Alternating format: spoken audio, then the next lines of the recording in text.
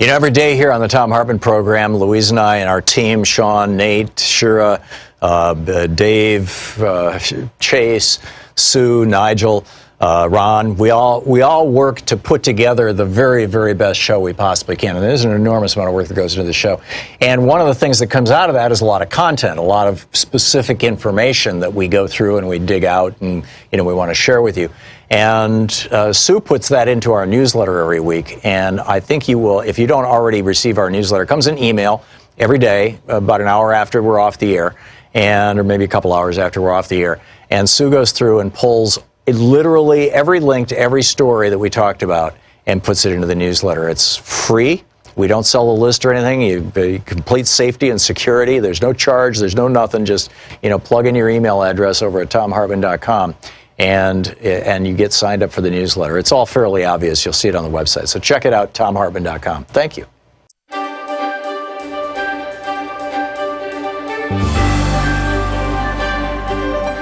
Our book today for the Thom Hartmann Book Club is A Woman of No Importance, The Untold Story of the American Spy Who Helped Win World War II by Sonia Purnell.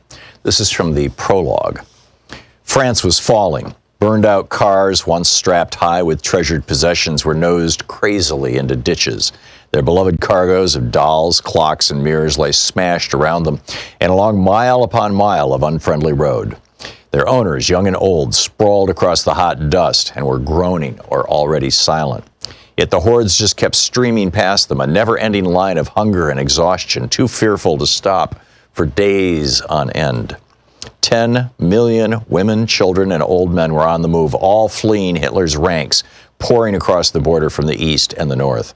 Entire cities had uprooted themselves in a futile bid to escape the Nazi blitzkrieg that threatened to engulf them. The fevered talk was of German soldiers stripped to the waist in jubilation at the ease of their conquest. The air was thick with smoke and the stench of the dead. The babies had no milk, and the aged fell where they stood.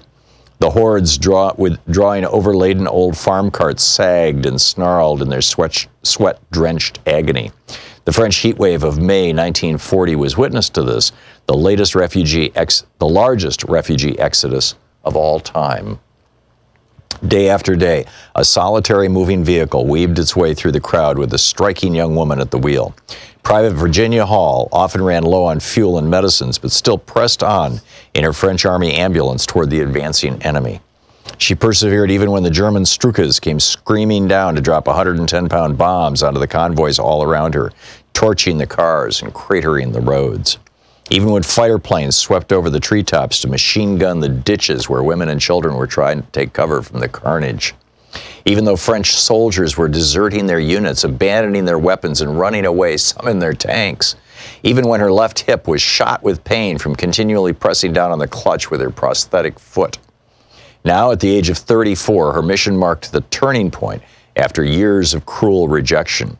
For her own sake, as much as for the casualties she was picking up from the battlefields and ferrying to the hospital, she could not fail again. There were many reasons why she was willingly jeopardizing her life far from home in aid of a foreign country when millions of others were giving up. Perhaps foremost among them was that it had been so long since she had felt so thrillingly alive. Disgusted with the cowardice of the deserters, she could not understand why they would not continue the fight.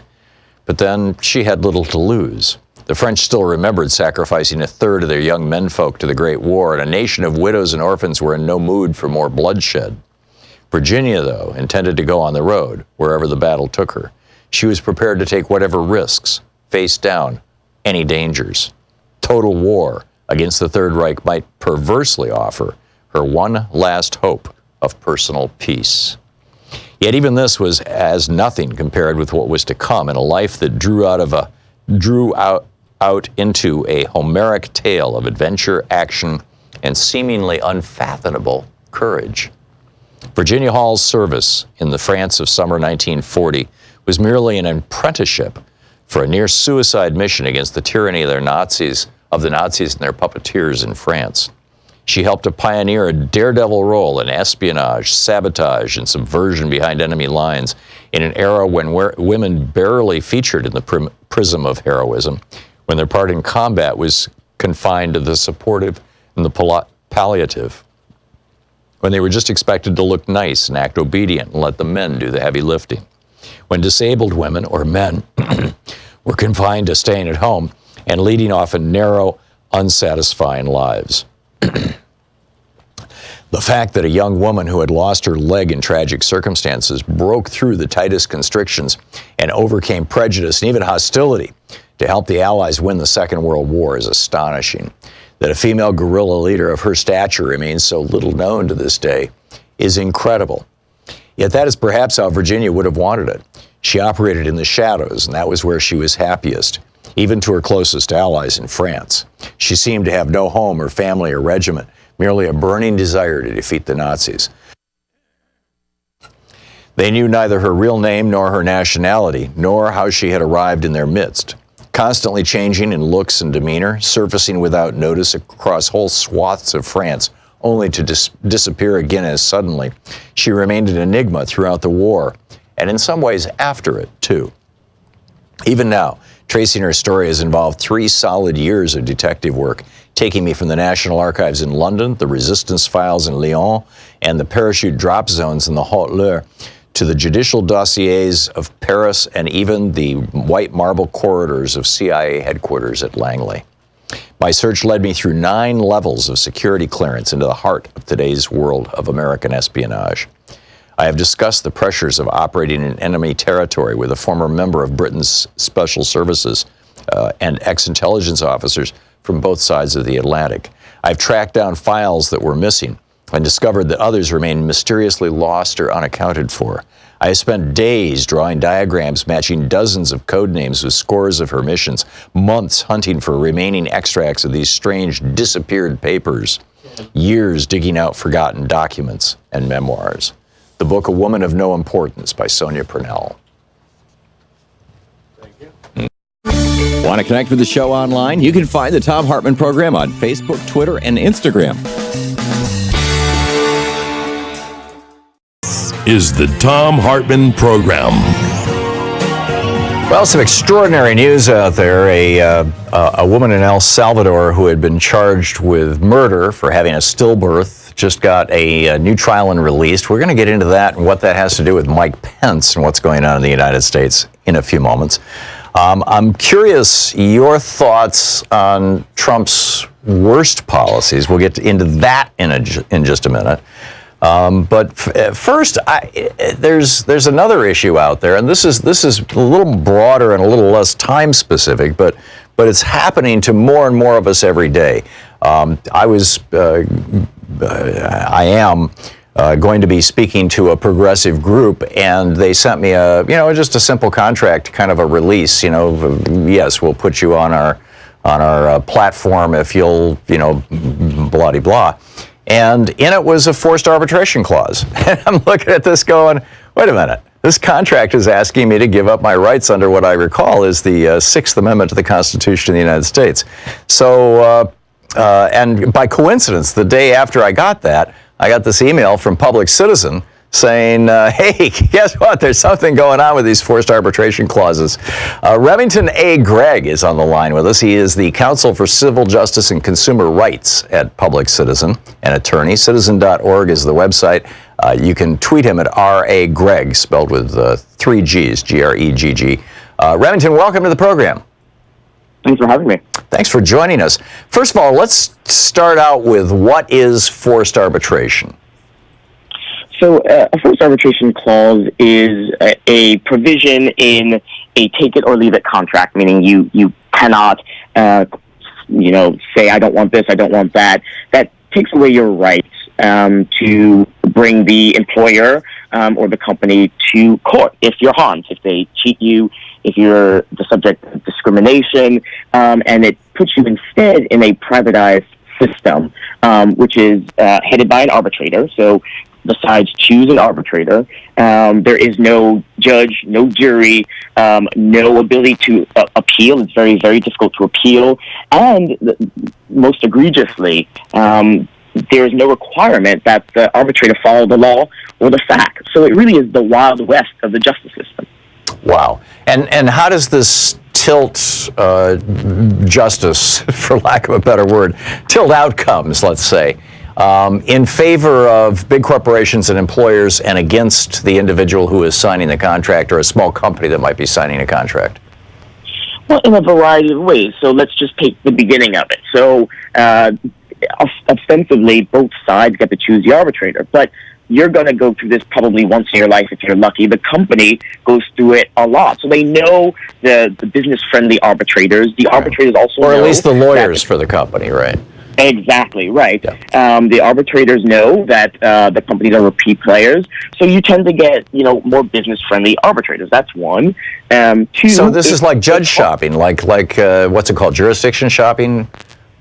Right, yeah, foreign shopping. Yeah, foreign shopping. If you're in the court, judges don't get to choose what cases they have. There's a lottery system, and it's just the luck of the draw. It is not like that in arbitration.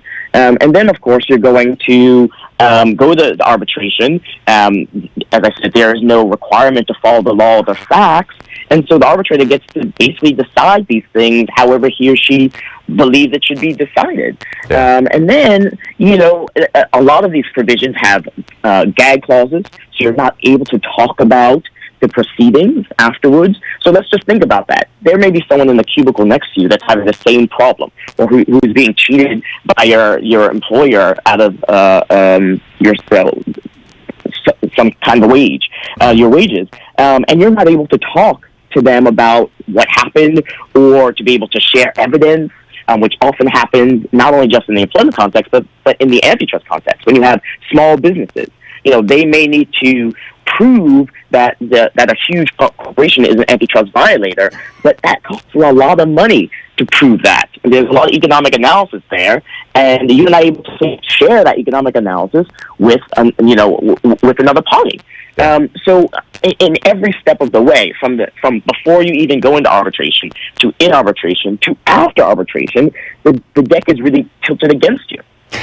I was pretty shocked by this, and there was also a clause in the contract that said basically if I ever said anything bad about the company, this venue that puts on events for progressives, that that I was surrendering my right to do that. That I under this contract I was forbidden from doing that.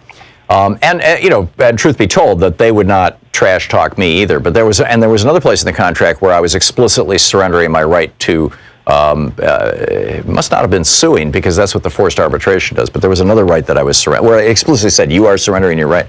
And yeah. I said to the CEO of the company, I don't, I'm opposed to signing there's no way in hell I'm ever going to get in court with this company, right? I mean, it's like we're both on the same side.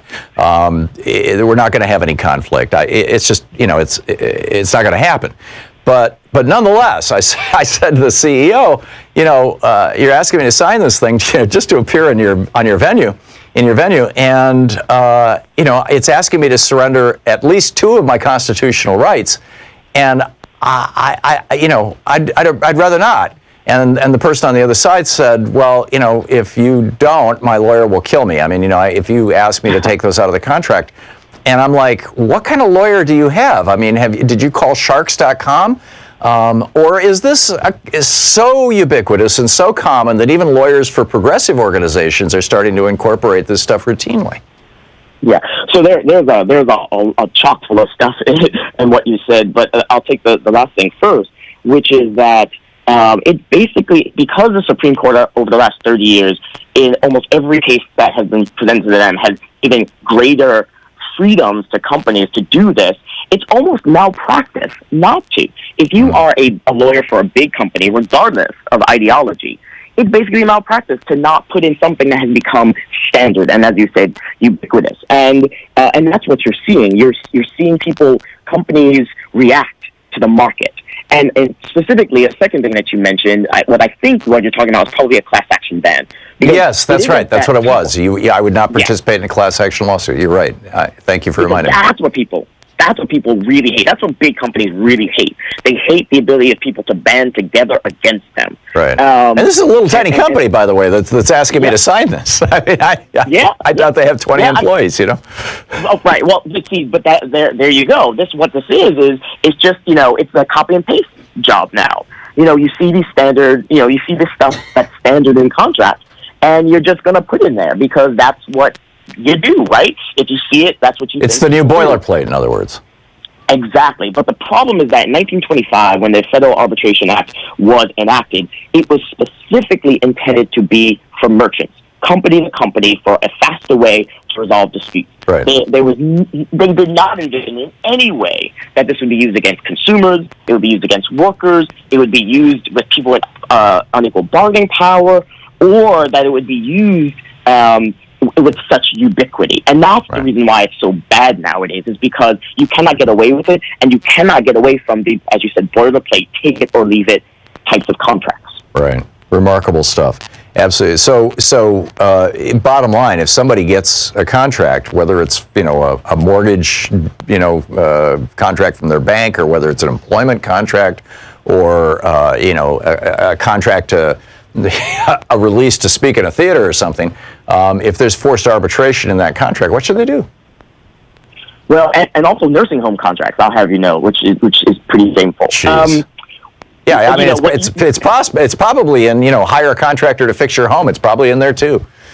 Yeah. I mean, you could try to cross it out, and then sign next to it. But obviously, most companies don't allow you to pick and choose. So if that's the case, then you could try to be a good consumer and try to shop places that don't have it. But it's certainly not something you can do if you're a worker. You got to take the job or you don't. So you have to be just really smart. And if there is something that happens, you just got to. So I would be. I'm sorry, we're hitting the break here, but I did want to mention there's an act, a piece of law, the FAIR Act, Forced Arbitration and Injustice Repeal Act, that you're calling on people to support. Call your congressman or woman, right? Right, that's what Congress has to do something. Okay, and support the FAIR Act so that we can get rid of forced arbitration. Great. Remington Gregg, thank you. This is the Thom Hartmann Program. We'll be back with more of the news of the day, and we're going to get into, what might be Trump's worst policies right after this. Stick around.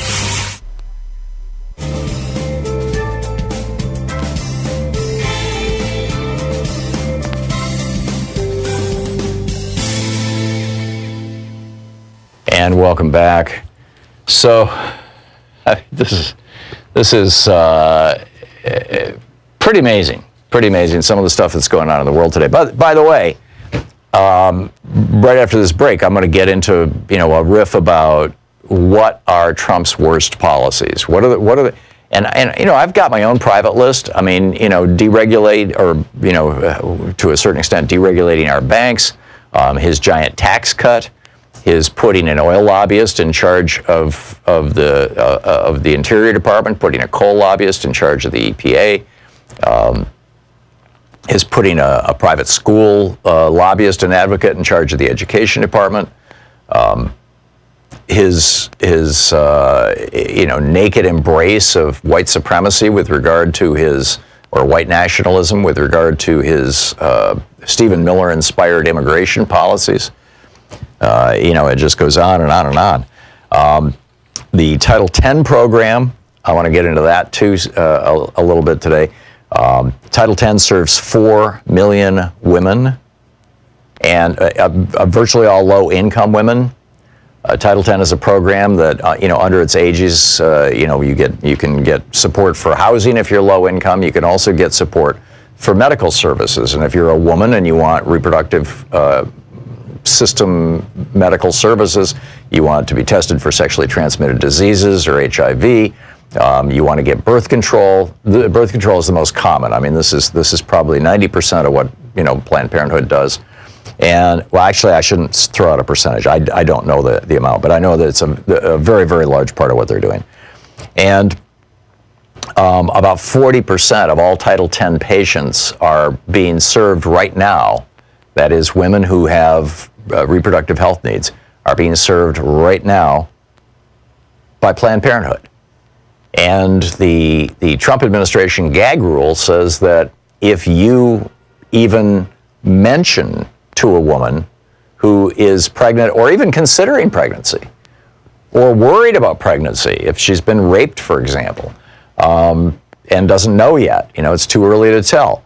If you mention to her the possibility of abortion, you're toast. That's just, that's the end of the discussion. And, this is pretty breathtaking when you think about it. And so now Planned Parenthood has said that rather than, put a piece of tape over the mouths of their physicians and physicians' assistants and nurse practitioners and nurses and whatnot, rather than doing that so that they can't mention the A word, they're going to just stop taking federal money, which means that the funds that pay for the medical services for 4 million women right now through Title X via Planned Parenthood is going to go away. And, this is just nakedly part of the white male war on women in the United States. It's part of the attempt to keep, in particular, white women. White women are the majority of women in the United States. Whites are, 60% more or less of all people in the United States. So any policy is going to most heavily impact any broad policy like banning abortion is most heavily going to hit white people. Although they may have the means to get around it, but white women are more inclined to have abortions when they have an unintended pregnancy than are black women or Hispanic women. By a long shot, particularly with Hispanic women, because of 80% of them profess Catholicism. So this is pretty grim stuff.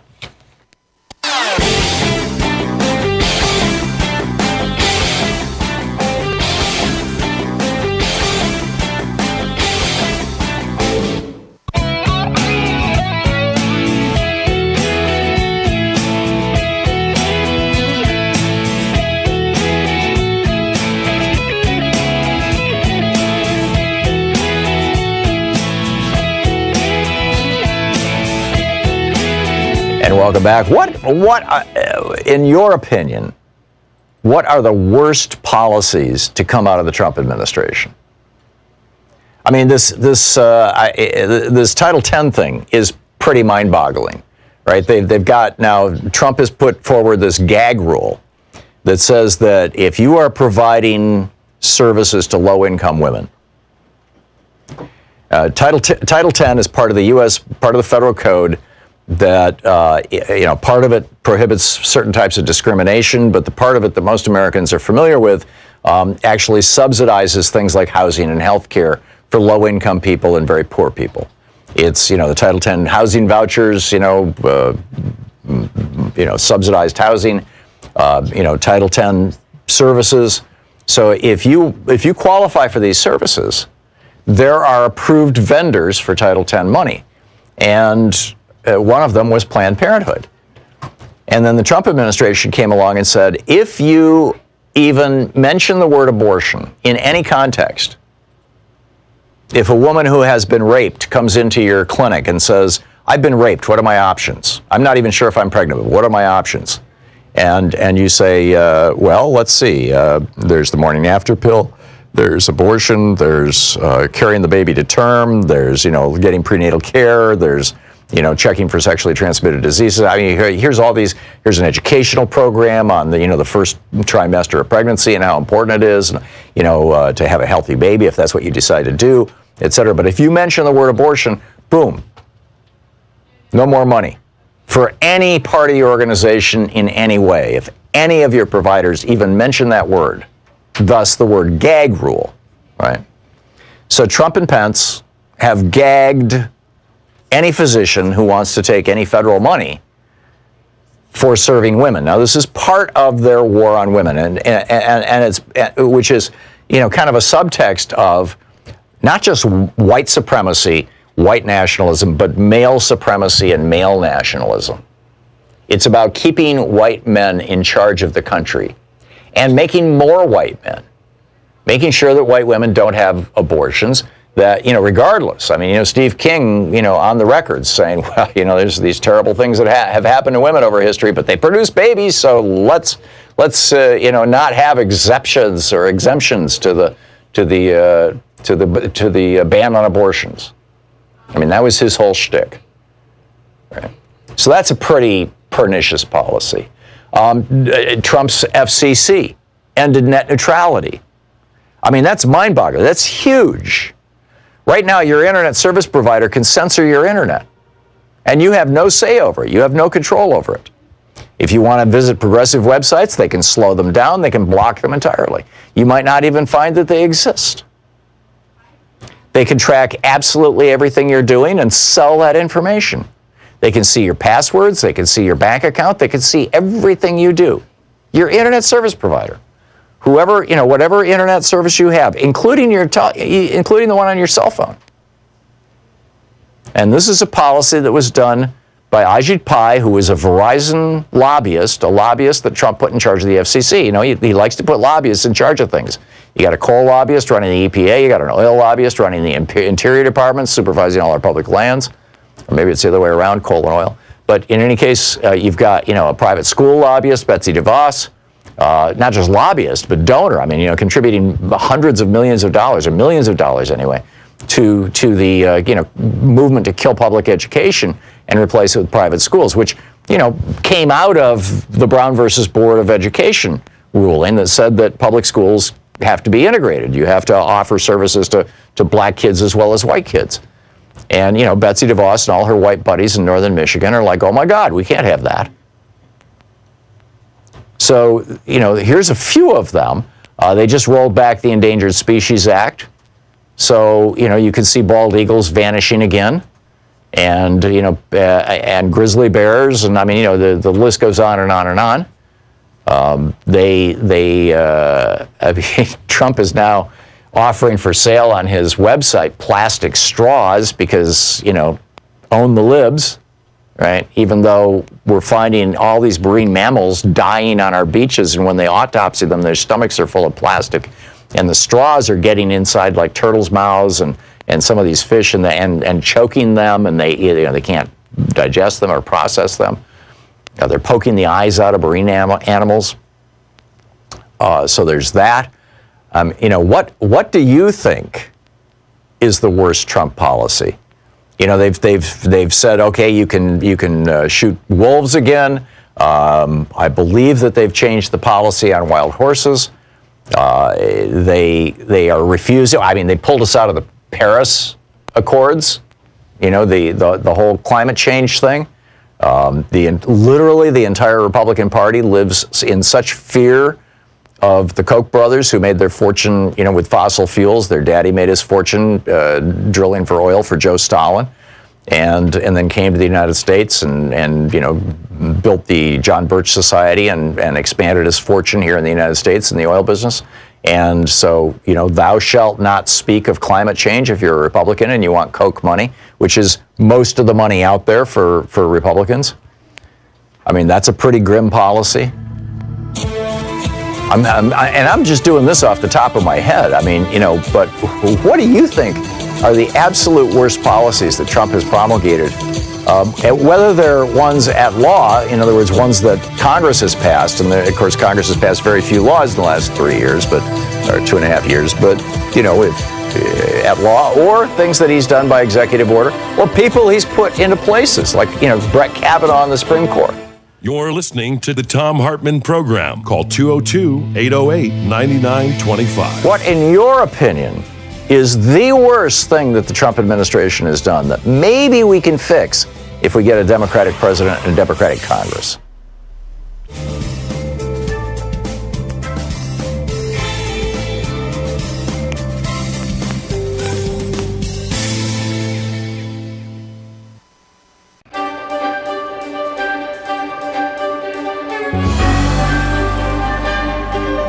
Our book today in the Thom Hartmann Book Club is Defying Hitler by Sebastian Haffner, a memoir.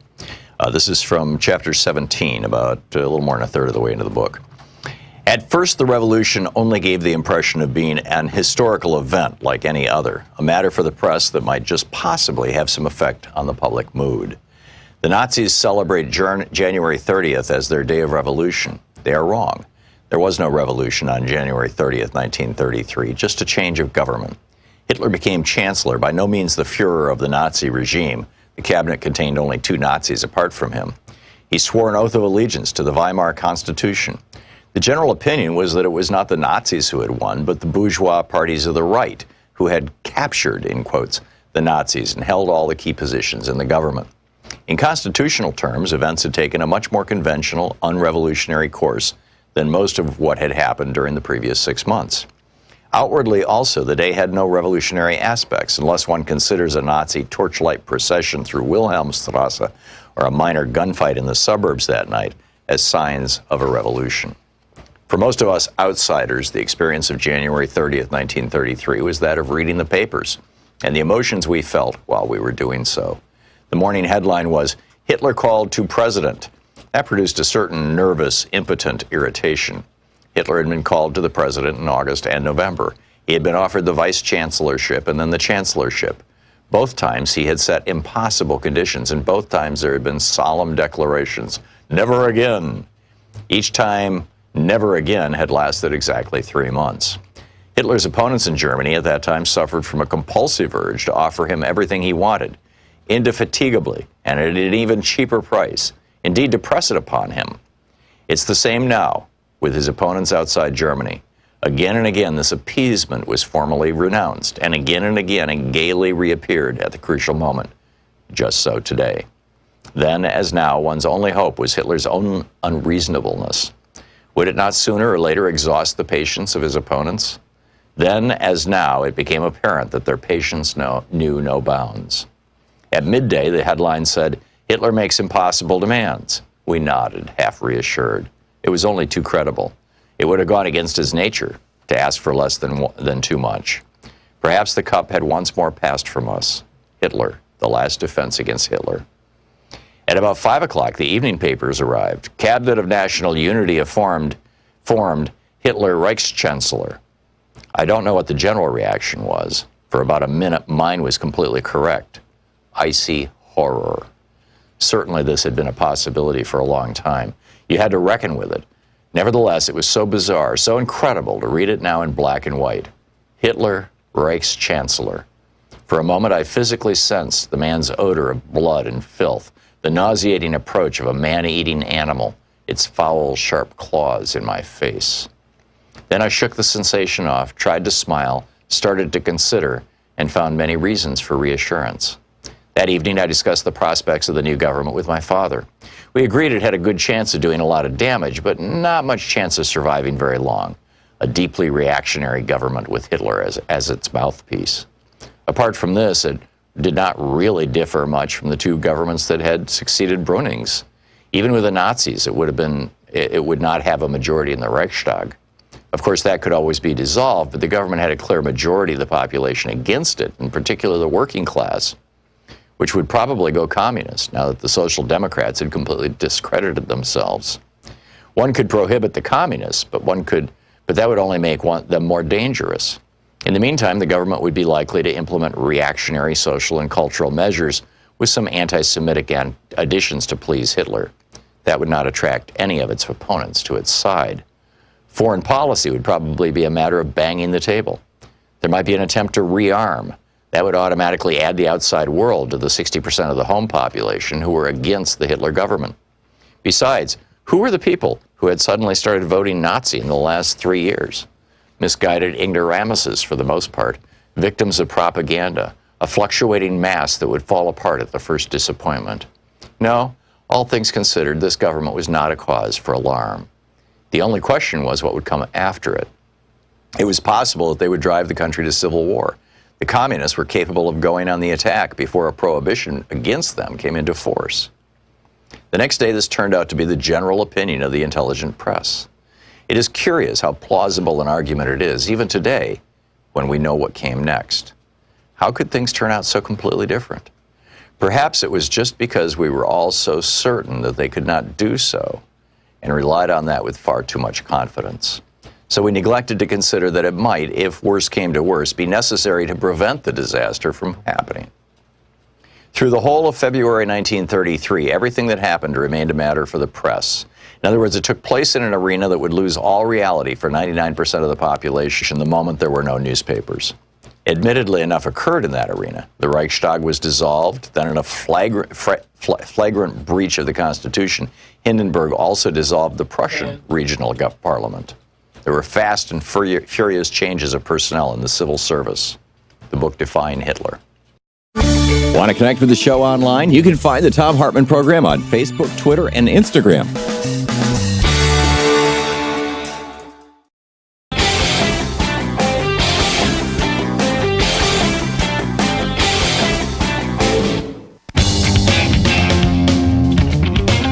Welcome back. Thom Hartmann here with you. We got a lot of suggestions, a lot of thoughts. People who want to weigh in on what is the worst policy of the Trump administration, and I will be picking up your phone calls in just a couple of very, very quick minutes here. But there also there's so much going on right now. Eco-fascism and mass shootings. I want to bring on Dr. Mustafa Santiago Ali, who is the Vice President of Environmental Justice, Climate, and Community Revitalization with the National Wildlife Federation. NWF.org is their website. And Dr. Ali, I hope I'm pronouncing your last name right? Yes, you are. Okay, great. In Christchurch, New Zealand, and in El Paso, two very, very high-profile shooters.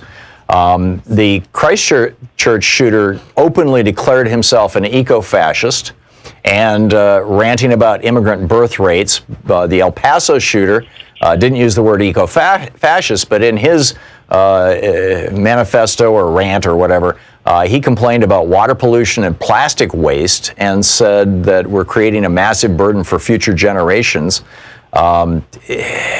What is going on here? Eco-fascism? Really? Yeah, actually it's not a new thing. It's been around for a little while now. Environmental justice organizations, leaders have been talking about white nationalism, white supremacy, trying to separate communities of color to get them, to be against each other. And then also anti-immigration movements have been around, as we know, for quite some time. Then you begin to sort of couple that with the real serious challenges that exist in relationship to pollution, into environmental degradation, into climate change. They have been actually trying to, co-opt the language of inclusiveness and working together to address these issues, and began to overlay it. So is this an attempt by white supremacists, white nationalists, and neo-Nazis to reach out to young people who are already predisposed to be concerned about the quality and nature of the world that they're inheriting, to reach out to them via their concern about ecology and the future, and then sell them on white nationalism and white supremacy? Most definitely, it is. It is. Again, it's a marketing campaign, essentially. There is a marketing campaign, a re-education campaign. It is trying to reach those who feel disconnected, and to bring them into a world of hate and of violence. So, what can we do about this? How do we respond to this? Well, the best thing for us to do is to actually put real facts out there in front of folks about how we can address some of these, problems that we are facing and that will come in the future. Instead of focusing on hate and separation and trying to, shrink certain populations, what we should be focused on is how do we lower our carbon footprint? How do we address the plastic pollution problem that we have? How do we address the deforestation problem that we have? How do we address the transportation routes that are putting a lot of pollution also into our atmosphere? There are solutions. There are folks who have been working on those. There are communities of color, along with other organizations, who have been putting forward solutions. So we cannot allow folks to co-opt the narrative and to make it one of distrust and separation. At this time, dealing with the climate crisis, we really have to come together. Yeah, amen. Dr. Mustafa Santiago Ali with the National Wildlife Federation, NWF.org. Brilliant, eloquently said, and I'm assuming people can find more information at NWF.org? They can. Okay, great. Thanks so much for being with us today. Thank you, and thank you for the work that you've done all these years. My pleasure. Great talking with you. Dr. Ali, by the way, coming in on our new phone.com phone system here, so fascinating stuff. So what are Donald Trump's very worst policies? Tim in Loa, Oregon. Hey, Tim, your contribution, your vote? Yeah, the biggest problem is, and it was what he does every morning, he gets up and he turns on Fox News, because that's going to dictate basically everything he's doing. Rupert Murdoch and Sean Hannity have him in his back pocket. Right. People don't understand how illiterate that man is. That's the scary part, you know. Yeah. They talk about how he makes determinations on policy and stuff. He's not doing that. That's all dictated to him. You know, oh, look at what happened with gun control. I mean, he a couple of weeks ago, he was saying to Republican members of Congress, "You guys are afraid of the NRA. I'm not afraid of the NRA." And now it's like, okay, whatever the NRA says, that's what we'll do. You know, Fox News, the effect they're having on this country is scary stuff. You know, there's a guy that lives fairly clse to me in my neighborhood, and he watches it all the time. And I said to him, what do you think of Al-Qaeda, the Taliban, and ISIS? He said, well, those are terrorist organizations. If we don't be careful, they're going to take over the world. And I said, no, that's already been done. And he said, who's that? And I said, the Republican hierarchy, the NRA, Rush Limbaugh, and Fox News. I said, what they're doing now is destroying us generational. It's scary stuff. You know? Yeah, it is. It's our own homegrown Taliban. Thank you, Tim, for your contribution. Paul in Woodinville, Washington. What do you think is the worst policy? Tom, I want to talk about this Title X gag order. Right. If I could, I have some information, I want to talk to women. So I know when people listen to the radio, sometimes you don't catch on until the person's kind of into it. So women, focus right now on what I'm saying. Okay. They've been the Republicans have wanted to defund Planned Parenthood forever. But you see, the problem is, and this is where the Title X leads to this, you can't defund Planned Parenthood because it's not a line item in the budget. Planned Parenthood is an approved Medicaid provider. They can provide health care just like over 4,000 other hospitals in this country. They qualify, they've been approved, and so they can provide Medicaid services to women. They do, and just like all the other hospitals, no federal funds can be spent on abortion. Well, what Title X has in the law is it has award money for I think it's the top 10% of Medicaid providers who give the most cost-effective care. Okay, so they get a reward. They get an award for being the best care. Well, this isn't just an award like a bonus. This is actual funding to provide more services. This, in the case of Planned Parenthood, it's about $260 million a year, isn't it? Correct. Yeah. And so when Obama was in office, what they were trying to do is convince, because they want to punish Planned Parenthood, and they can't get rid of them because they're an approved Medicaid provider, and if they were going to get rid of all the Medicaid providers, they'd be hurting 4,000 hospitals. Right. Well, who also take Medicaid money and also do abortions, but none of the federal money goes to Medicaid money goes to abortions. Okay, right. Let's get that straight. So when Obama was in office, they were trying to convince the Republicans, were telling the state governors, the Republicans, to just don't take Title X award money, so that what they're willing to do is to punish everybody. So if a governor, say in Ohio, didn't take Title X award money, then none of the Medicaid providers who qualified would get it. Okay, but that hurts because some of these providers they don't do women's health care. They do all kinds of health care. Right. But now that Trump's in office, they're kind of micro-targeting by saying if you talk about abortion, you can't get the Title X money. So what they're really doing is targeting women's health clinics, because other health clinics who provide Medicaid services might just be general practitioner type services. They don't necessarily need to talk about abortion. It doesn't necessarily hurt them. But if you say you can't talk about abortion, you're targeting women's health care clinics only. So this is their way of targeting it and trying to hurt. And this is these rats are so disreputable. Isn't this what they're trying to, in a climate where we have healthcare costs spiraling out of control, they want to punish people who provide excellent cost-effective service because it's women's health service. Well, and because they're providing birth control to white women. I mean, obviously they're not discriminating, but across rural America, in many of these poor counties, these are largely white counties.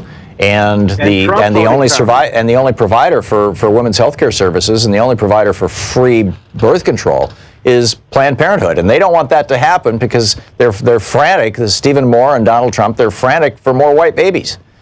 Yet these are the counties that voted for Donald Trump. The majority of these counties that you're talking about, these rural counties that have hardly any people in them, I think we talked about the statistic. Trump won 2,600 counties across the country with very few, 62 million votes in 26 counties comes out to fewer than 24,000 Trump voters per county. Hillary Clinton won 500 counties across America with an average of 132,000 supporters per county, much larger counties. So these are the small counties that, exactly right, depend on Medicaid, and they're the ones who voted for Donald Trump, and he's trying to hurt them. And well, specifically the women in those counties. He's trying to hurt the women in those counties, right? So, if you live in a rural red county, this is going, in all probability, this is going to affect you more than it's going to affect somebody who lives in a big city where, yes, there's Planned Parenthood, but there's also a whole lot of other providers who are providing, services to low-income people and who are not going to be directly affected by this. So, and which takes us back to my theory that this is all about making sure that there's more white babies. This has nothing to do with concern or religion or care or consideration. I mean, yes, there's a certain amount of sucking up to the hardcore right-wing religious, nuts. But Tom, also to point out from your theme yesterday, why we don't have a single-payer system in America is to make sure that blacks don't get it. Yes. Well, this is similar. They're willing to hurt everybody. They're willing to hurt all these Title X recipients so that women don't get the care they need. Yeah, absolutely. And that's so white women don't get birth control or abortions. I don't think this is even all that much about abortions. I think they're trying to, force everybody back to the rhythm method, or at least all the white women. But, who knows? Paul, actually, I think it's fairly obvious. Paul, thanks a lot for the call. Good talking with you. We'll be right back. It's 45 minutes past the hour here on the Thom Hartmann Program. What, in your opinion, are the worst policies being promulgated by the Trump administration? Back with your votes right after this. You're listening to Thom Hartmann. Visit thomhartmann.com for audio and video archives. Is it the Title X stuff? Is it the gag rule? Is it, what is it? What is it that Trump is immigration rules?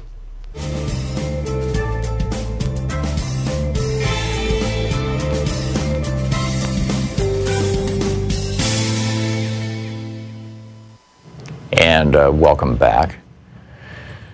So let's see here. Sean in Albion, Washington. Hey, Sean, what do you think is Trump's worst policy? Clearly, the worst policy of the Trump administration is getting everyone to believe that all these policies are of the Trump administration, because people act as if he's an anomaly. But everything he's doing, unless I'm mistaken, is pretty much standard Republican policy and plans all along. I mean, yes. the idea of getting these lobbyists into key positions is the dream of theirs, and they've done this sort of thing before. Oh, Reagan did this stuff. Trump that, Trump this, Trump that, Trump.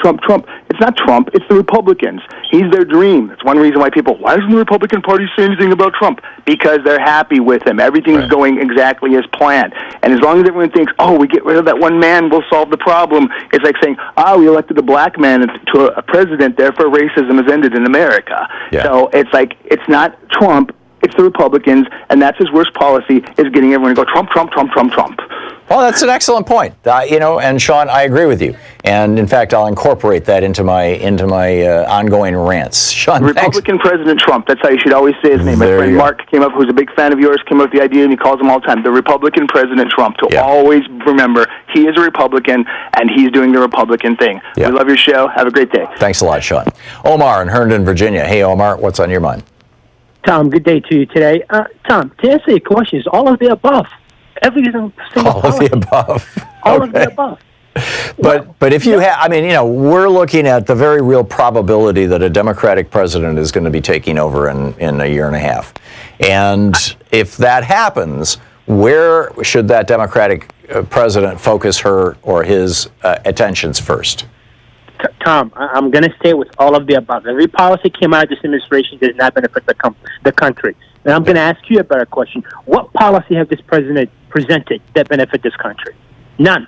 Zero. Right. So all his policies. Well, I've had that that's been a running contest on this program, Omar, for 13 of our 16 years. Is if you can name one law that was proposed by Republicans, passed by Republicans, signed into law by a Republican president, who's, since the 1960s, the primary beneficiary is working class people, the average, just average Joe out there or Jane out there, working class people, then I'll send you an autographed copy of whichever one of my books you want. And, nobody's ever won that prize.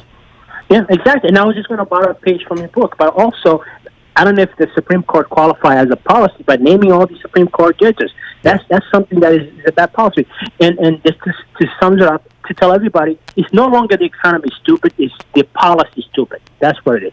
Yeah, well, and I think that's one of the appeals that Elizabeth Warren has right now, is that she literally has a plan for everything, and it's become, a cliche and kind of a running joke, and yet, not a make fun of her joke, more like in fact, part of her campaign is, Elizabeth has a plan for that. And so she's all about policy. I mean, obviously, Bernie's all about policy, too. He just hasn't packaged it, I think, quite as well as Elizabeth Warren has. And, a number of the other candidates are about policy, too, although those two are the two, as far as I can tell, the two genuine progressives, arguably Bill de Blasio, too, although I don't think he has a chance. But interesting conversation, Omar. Thank you very much for the call. All of the above. All right, let's try to drill down a little more specifically than that. We'll be right back with more of your calls on what is the very worst thing that Trump and his administration have done. Is it putting children in cages? I mean, that's pretty awful.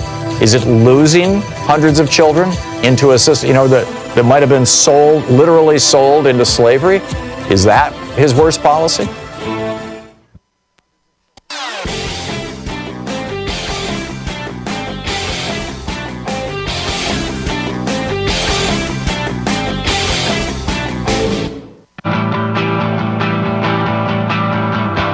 Welcome back. What is Trump's worst policy, in your opinion? Sandra in St. Paul, Minnesota. Hey, Sandra, what do you think? I think the worst things are the deregulation of protecting our earth, our water, our climate. If we don't have earth to live on, nothing else matters. Yeah. So his EPA and his Interior Department, which are both run now by fossil fuel lobbyists, rolling back, for example, Obama's tailpipe emissions law, which, by the way, the auto companies were all in favor of. They're very upset now. And all the other things that he's done to destroy our environment. Okay, I'm with you. Thank you. Morris in Long Beach, California, listening to KPFK. Your suggestion for Trump's worst? No, the most obvious, Professor, the Muslim ban. Whatever you might think of the Founding Fathers, and it might be good, it might be bad. I know right now a whole lot of them are turning over in their graves.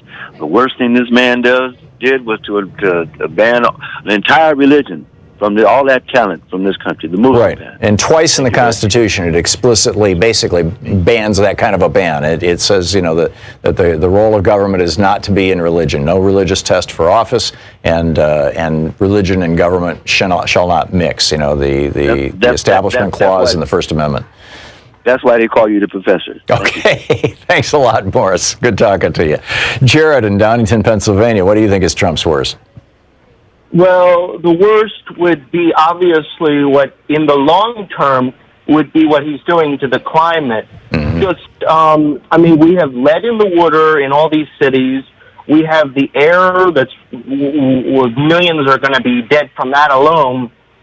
And you have just all these EPA regulations and every other thing that he's tearing up and all that. But in the short term, it would probably be all the wars that he's been killing. Did you know that in 9 months, Trump killed more people in drone strikes than Obama did in 8 years? No, I didn't know that. I've not seen that anywhere. Where did you see that, Jared? It was from a Ron Paul's Liberty Report, I believe it was. Yeah, Ron Paul is pretty famous for spreading stuff that's not true. If you could find an actual source for that other than Ron Paul, where did Ron Paul get that information from? And a source that's not like Breitbart or something, would you tweet it to me, Jared? I'd love to see it. Sure thing. Okay, thanks a lot. But I agree with you, it's pretty awful. Andy in Belmont, Michigan. Hey, Andy, what do you? Thanks for listening to WPRR. What do you think is Trump's worst? Hey, Tom. I think the worst thing he's doing is turning our great democracy into a stinking oligarchy or a dictatorship. Yeah. To me, it looks dictatorship to me, and I can't believe the Republicans are sitting on their hands and letting them do it. Yeah. Yeah, there you Look at go. all the executive orders. And we haven't even talked about things like, pulling us out of the nuclear, missile, whatever thing, that treaty with Russia, basically, denying that Russia or any other foreign country interfered in our elections when the evidence has now become obvious. It was Russia, Saudi Arabia, the United Arab Emirates, at the very least. His policies toward Israel, we haven't discussed those. I mean, it's amazing, the list. Thanks a lot, Andy. Bill in Minnesota. Hey, Bill, your thoughts? Well, my thought the worst policy is the okaying of killing black men in the streets who are unarmed, and it's okay. Yeah, there you go. There you go. That to me is the worst policy. Yeah, okay, thank you. That's a pretty bad one. I agree with you on that, too. David in Columbus, Ohio. Hey, David, Trump's worst? Yeah, hold on. The speaker phone. To me, the root problem is he's insane and he is a fascist and he is trying to do away with the government the way we know it, and that will undo everything else. And so you're talking about his policy of defunding all the executive organizations, moving the scientists out to Kansas City and getting hundreds of them to quit, not putting people into ambassador roles, not putting people into State Department roles, any agency he doesn't particularly like, cutting the funding, that kind of stuff. Basically shredding the American government. If a foreign adversary wanted to damage the United States, they would do what Donald Trump is doing. Is that what you're talking about? Yes, and the thing is that the Founding Fathers made a statement, we've given you a democracy, now you can keep a republic if you can keep it, was Ben Franklin's saying. Yeah, it's a republic, madam, if you can keep it. And this man is dangerously close to a fascist takeover, and in my opinion, he bears a strong resemblance to Adolf Hitler. It may be a little different. I would say Mussolini actually is probably a better analogy. But look up Mussolini sometime. He was a little man who strutted around and was neurotically insecure and demanded that everybody stroke his ego. And so, but yeah, I get it. David, thank you. Dave in San Clarita, California. Hey, Dave, Trump's worst? Yes, there's many of them, but I think the one that gets me the most riled up is the way he treats the immigrants who are seeking asylum, separating the families, and they have very little food. They have to drink out of the toilet sometimes because they don't have he went water. To court asserting that they didn't need to give them food, water, bedding, or toothpaste, or even toothbrushes. That is the thing that upsets me the most, although everything everybody has said, I agree with wholeheartedly. It's everything he's doing. Yeah. But when I see how he treats the immigration, ICE and CBD and the Customs and Border Patrol and ICE, I think they too. And a shout out to Scott Walker for doing the right thing and facing a court for 2 felonies for helping out immigration. No more deaths. And Scott Walker, congratulations to him. You're talking Wisconsin, Scott Walker? Yeah. Huh? That's weird. Dave, thanks. We'll be back. You're listening to Thom Hartmann.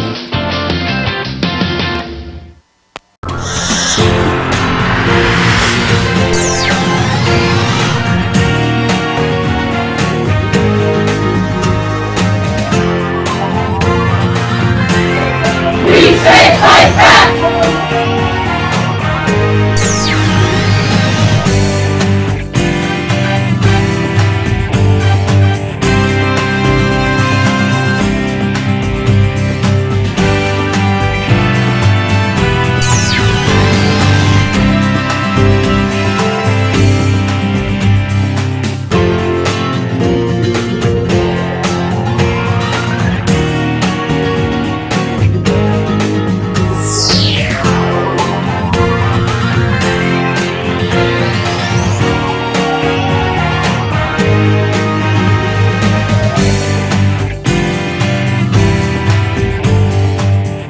You know, every day here on the Thom Hartmann Program, Louise and I and our team, Sean, Nate, Shira, Dave, Chase, Sue, Nigel, Ron, we all work to put together the very, very best show we possibly can. And there's an enormous amount of work that goes into the show.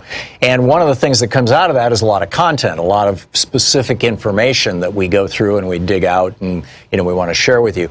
And Sue puts that into our newsletter every week. And I think you will, if you don't already receive our newsletter, it comes in email every day, about an hour after we're off the air, or maybe a couple hours after we're off the air. And Sue goes through and pulls literally every link to every story that we talked about and puts it into the newsletter. It's free.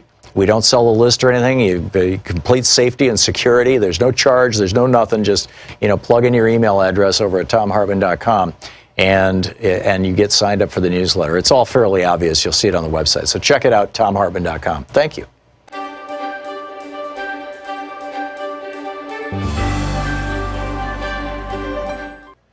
Our book today is The End of the Myth, From the Frontier to the Border Wall in the Mind of America by Greg Grandin.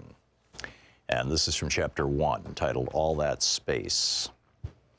The British colonies in North America were conceived in expansion. America was an aspiration, an errand, and an obligation born out of violent Christian schism and Europe's interminable religious and imperial conflicts.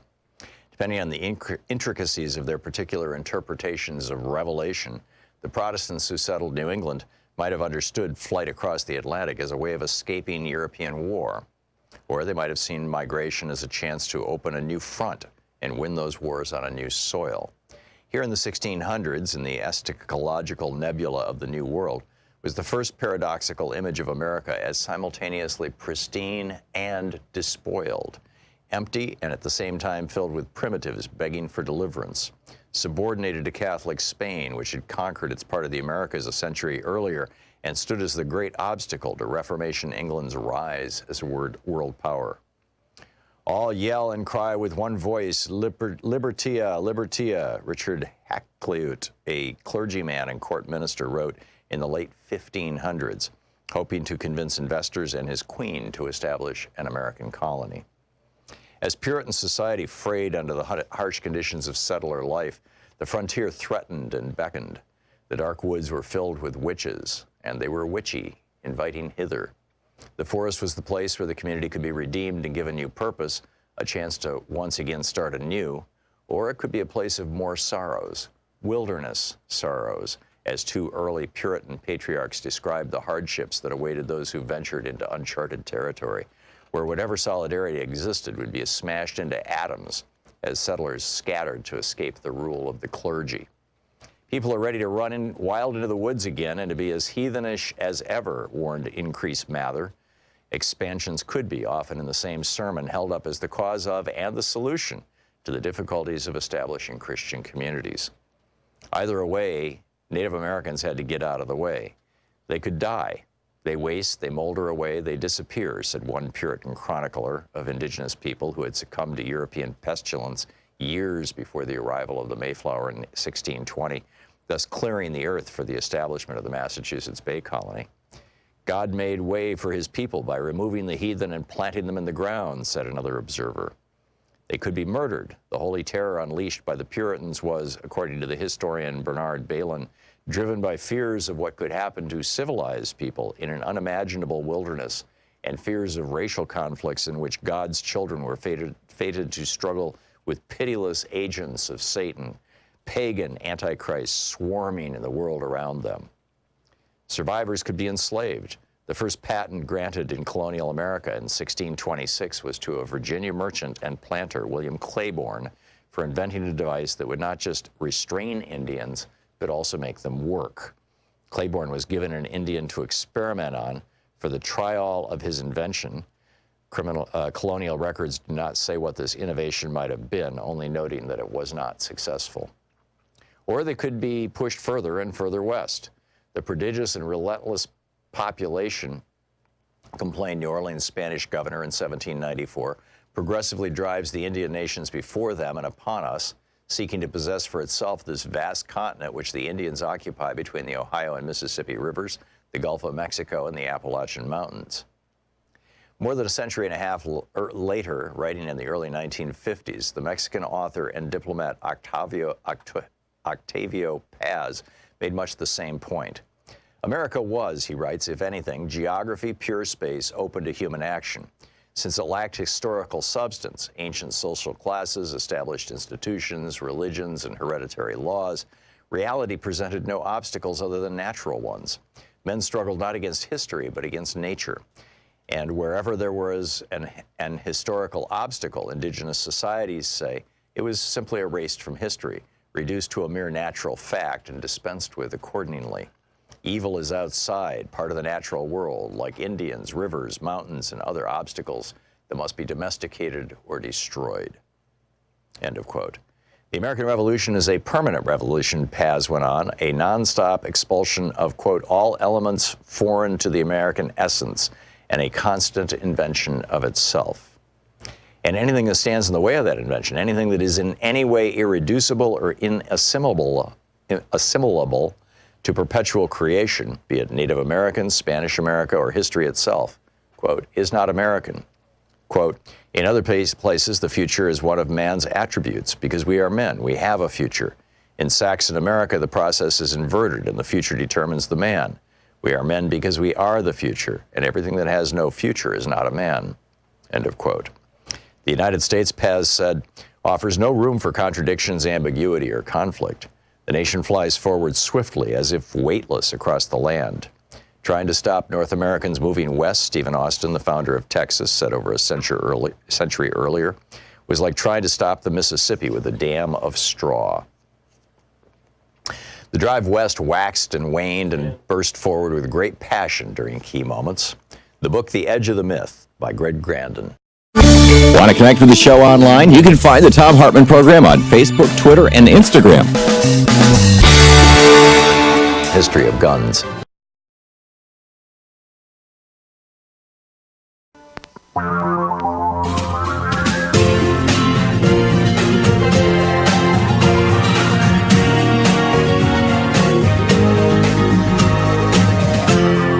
This is the Thom Hartmann Program. Welcome back. Thom Hartmann here with you. We've been talking about, we talked about forced arbitration, and we're talking about, and we also talked about eco-fascism and why or how the white supremacist movement and the white nationalist movement are starting to use the language of ecology to make white supremacy and white fascism appealing to young people who are inclined to be worried about the fate and future of the planet, which is pretty mind-boggling. That was an amazing conversation that we had with Dr. Mustafa Ali, as I recall. And then I asked the question, what do you think are the very worst policies that Donald Trump has pursued? And one of our callers pointed out all of these policies that Trump has pursued, whether it's putting children in cages, whether it's rolling back environmental protections, whether it's allowing polluters to dump more poisons into our rivers. This was, one of Trump's very first policies, in fact, was allowing them to dump coal waste back into our rivers so that, people downstream could get arsenic in their drinking water. All to increase the profits of the coal-fired power plants and the coal industry. Whether it's selling off public lands for pennies on the dollar to the fossil fuel industry, whether it's putting lobbyists in as the heads of these agencies, whether it's promoting racial strife in the United States, whether it's activating the Nazis, the neo-Nazis, and these other snowflakes who strut around in public with weird hairdos and funny clothing. I mean, what is it? Activating the incels? Is it Mike Pence and the Republican? Anyhow, this caller said, these are all Republican policies. We need to call this the Republican President Trump. Although I just don't like to use the word president, so that's part of my problem. I prefer to simply call him Donald Trump because I don't think he's a legitimate president. I don't think he was legitimately elected. I think that between voter suppression in the states that put him over the top and interference in our election by multiple foreign actors and a small number of right-wing billionaires, particularly Robert Mercer, that the election got basically swung. And now you got Trump saying, oh, no, it was stolen from me in New Hampshire. And Ellen Weintraub, who's the chair of the Federal Election Commission, the FEC, which oversees our elections, is saying, well, give me some evidence of this. We'd like to prosecute this crime. And he's like, well, there's no evidence. I'm just making this stuff up. But really, you know, another dimension of this, Mike Pence and the Republican war on women took a sinister turn this week when Planned Parenthood was forced to abandon Title X funding. So they can no longer get payment for serving low-income women for things like cancer screenings and sexually transmitted disease screenings and treatments. And you know, and the major thing that they do is provide free contraception. And of course, the white supremacist movement, the white nationalist movement, is hysterical about the fact that there's more brown babies being born right now than white babies. And so, and most of the services that provide birth control, how to phrase this so it's accurate, in rural white America, in poor rural white America, areas that overwhelmingly vote for Donald Trump and watch Fox News, the principal provider of birth control and STD services and family planning, and occasionally abortion, but they're few and far between, frankly. But the principal provider for those services for low-income women in these white counties is Planned Parenthood. And therefore, the white supremacists and white nationalists want to take down Planned Parenthood because they don't want white women having access to abortion or contraception. Now, in urban areas where it's more likely to be African-American populations, it's not just Planned Parenthood. There are a lot of other providers that are offering services. But in rural America, in white rural America, it's pretty much Planned Parenthood. And Trump just took that down. Planned Parenthood said, okay, we're going to give up $260 million in Title X funding because of this gag rule that says that we can't mention the word abortion, even if a woman asks. We're not going to put tape over our doctors' mouths.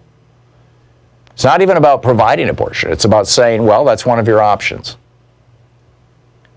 You know, just south of us, El Salvador has accomplished what Mike Pence has been working toward his entire life, a complete ban on abortions. And this week, a woman who was arrested there and put in prison, she's been in prison for almost 3 years because she had a miscarriage. And the local police asserted that this miscarriage was the result of her an abortion attempt, or maybe she jumped down the stairs too hard or whatever, because she had been the victim of rape, and therefore they were convinced that she was trying to abort the baby. And she had a stillbirth or a miscarriage. I don't think it was long enough that you'd actually technically call it a stillbirth. And they arrested her and put her in prison. I mean, get ready, American women. Mike Pence already pushed legislation in Indiana that required women who have miscarriages or abortions to notify the police and to provide funerals for the remains.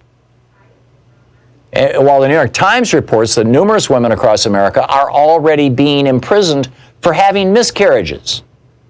38 states now have laws that treat miscarriages as potential crime scenes because of so-called fetal homicide laws that have led to the imprisonment of American women who have had miscarriages as the result typically of either accidents where they've been prosecuted for like involuntary manslaughter. Oh, you had a car accident and you lost your pregnancy. You had a miscarriage. You lost the child or the potential child or the fetus or whatever it may be, whatever stage. Well, that was your fault. We're going to prosecute you as if you'd run over a little kid on the street by accident, because fetuses are people now. Or a woman who tries to commit suicide, takes an overdose of pills or something like that. Pills that, and she survives the suicide attempt, and whether or not she miscarries. Oh, you might have harmed the baby. We're gonna put you in prison. I mean, the Republican war on women is picking up steam, and what happens when, women in America are totally disempowered like they are in El Salvador? And even, an abusive or angry husband or neighbor could call the police and say, the woman next door is 4 months pregnant. but I saw her smoking in the backyard, or I think that she's taking crack, or I think that she's been jumping up and down on the trampoline because she's trying to abort or miscarry. And boom, the police show up and off that woman goes to jail. This is in 38 states. This can happen to you if you're female and pregnant. Whether it's true or not, if somebody's going to testify against you, bang, you go to jail. So what are Trump's worst policies? We got people who want to weigh in on this. Dan in Omaha, Nebraska. Hey, Dan, what do you think is Trump's worst policy? Let me take this off a speaker. Yes, I believe the one thing that he's been very successful at doing is destroying our democracy and defiling the agencies that we have so that we can't trust them. I can't trust something that says EPA approved any longer. Right. And that goes down just about every agency that we have. Well, and they just we've got people that are lobbyists and the like, now controlling this government. Yeah, I'm with you. You now have 3 different human beings who have gotten non-Hodgkin's lymphoma, apparently from handling Roundup or glyphosate, the chemical, the active ingredient of Roundup, and successfully sued, one for like $1 billion. And the European Union has declared it a carcinogen. International bodies have declared glyphosate a probable carcinogen. The Trump administration has said, you may not put labels, because California was mandating that glyphosate be labeled as a carcinogen, and the Trump administration said, no, you can't do that. Sorry, we take money from Monsanto and now Bayer. You can't do that. Dan, thanks a lot for the call. That's a good one. Ronnie in Scottsville, Kentucky, what do you think is Trump's worst policy? Well, it's hard to say, Tom, because they're all bad. But from day one, he's done nothing but disassemble what we built up. And he's not smart enough for this crowd. He's got people with agendas. He's putting people with the different agendas into these positions. And he's the puppet. He's the mouthpiece. Yeah. And they're pulling the strings. When all these shootings happen, he goes on a vacation because he's so dumb, he don't know what to do. He has to get instructions. Then he comes back, and he's got a totally different view on it than he had when he left. Oh yeah, it's all about mental health. It's not about the guns. Yeah, I'm with you. That's a good one, Johnny. Thank you. Anthony in San Jose, California. Hey, Anthony, your thoughts? Hey, Tom. Thank you for my call. I would like to say that it's not so much policy, but it's about the judges that are getting laid into the courts right now by Mitch McConnell. There you go. Donald Trump. They're taking us apart. And it's going to last for 40 years. I mean, some of these judges are literally going to be on the bench for 40 years. Exactly. They're putting the young ones in, but my thing was the Janus decision. I knew that whether a Democrat or a Republican got put in there, one or the other way was going to go. And it went the way I didn't want to go because I am a public union employee. Yeah, the Janus decision, basically gutting unions. Gutting. Yeah. I got people right now that are wanting to get out of the union. They're paying $60 a month for $1,200 of health care a month. Come on, man. Right. Yeah, I'm with you. Anthony, thank you. That's a good one. Michael in Duval, Washington. Hey, Michael, your vote, your suggestion? Hi, yeah. I agree with many other callers. It's really hard to name the worst policy, but what I find most worrisome is this new normal, or the in this age of alternative facts, and the amount of falsehoods and lies coming out of the president's mouth. It's he's normalizing this. He's normalizing a lower bar standard of behavior for folks in office, I think. He's normalizing government that can't be trusted. Exactly. Or governance. I think that's very. I think it's very worrisome, and the war on science, like refuting science and putting people into offices normally held by scientists that aren't scientists. Right. I think that's very worrisome. Yeah, I agree with you. Both of those things are substantial. Michael, thank you. Great suggestions. We'll continue with your votes after this. There's also other news in the world I'll be bringing you up to date on. But stick around. It's 18 minutes past the hour here on the Thom Hartmann Program, helping you win the water cooler wars on the place where despair is not an option. You're listening to America's #1 progressive talk show. We'll be right back. This is the Thom Hartmann Program. online support group for We the People. And we're taking your votes. What's Trump's worst policy? And let's be clear, these are all the Republican worst policies.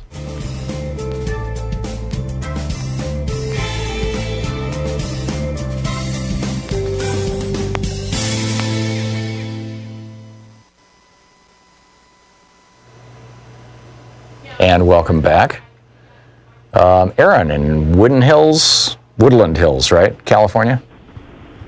So is that Aaron? Yeah. Oh, yeah, hi. I think Trump's, it's not really a policy, it's him playing the part of Trump and distracting us so hard. The previous caller, we have the Senate doing nothing but confirming federal judges, and that's going to lose. The middle class is going to be screwed for a generation or more. So you're suggesting that the daily reality show that Trump choreographs every day with a new outrage to grab the news cycle distracts us from what's actually happening in the background, and therefore that's the worst thing that he's doing. Right, and what happened today is just slightly worse than what happened yesterday, so we don't say anything, and it just gets worse, and no one wants to do anything, and that's really his policies, him as a person, his ability to distract and obfuscate. And so the Republicans are able to just, the Heritage Foundation is packing the courts right now, and that's the biggest problem, I think, in general, because it all goes down to the courts. Yeah, it's actually the Federalist Society, but I get what you're saying. Yeah, and it's interesting. In Milton Mayer's book, They Thought They Were Free, where he was interviewing these 10 good Germans after World War II. One of them said, "We got used to being governed by surprise. Every day was a new outrage, and every day it was only slightly worse than the day before. And if you didn't protest at A, then when B comes along, well, it's not that bad. And then after B, C comes along, you say, well, it's not that bad. And then D, and he says, but if A had gone right to D, people would have been in the streets. But because it was, but every day was a new outrage, and we got used to being governed by surprise. And boy, oh boy, we are there now." The water's just getting slightly warmer, and we don't really notice it until it's too hot. Yeah, we are the proverbial frog in the pot. Right. Yeah, there you go. Yeah. Yep. Thanks, Tom. Good one. Thank you, Aaron. Gary in Baden, Pennsylvania. Hey, Gary. Hello, Mr. Hartman. Thank you once more. Hey, Gary. Greed has no heart. Greed has no heart ever. I added that last year. Okay. Thank you. I appreciate that. It means a lot to me, and you're there for it. I don't address him as president either, and I try to be very respectful. When he did that to John McCain, when that man was dying of cancer, I was done with him. He's the liar in chief. Yep. He's the liar in chief. Yep. And I'd say it to his face. Now, to answer the question, I don't know if this answers it to me. It's rather easy, to be frank with you. My problem with him and the Republicans is they undermine the rule of law, and they frustrate the will and the goodness of Congress. Mm-hmm. That's what I object to. Specifically, how? Well, I think he's broken the law. He has a flaw. He just undermines the rule of law. Oh, he's undermining the rule of law by ignoring it, by basically committing, for example, obstruction of justice, ignoring the emoluments clause, enriching himself at the public trough, et cetera, et cetera. Right. In addition to that, he frustrates the will of the Congress. Right, ignoring the courts too, for that matter. They said you can't put babies in cages anymore and separate kids from their parents, and that was like 800 kids ago. But yeah, okay, I get it, Gary. That's a good one. Thank you very much for your vote. We'll be back. Boy, it's amazing, the list. I mean, it's just amazing. 22 minutes past the hour. We'll be right back.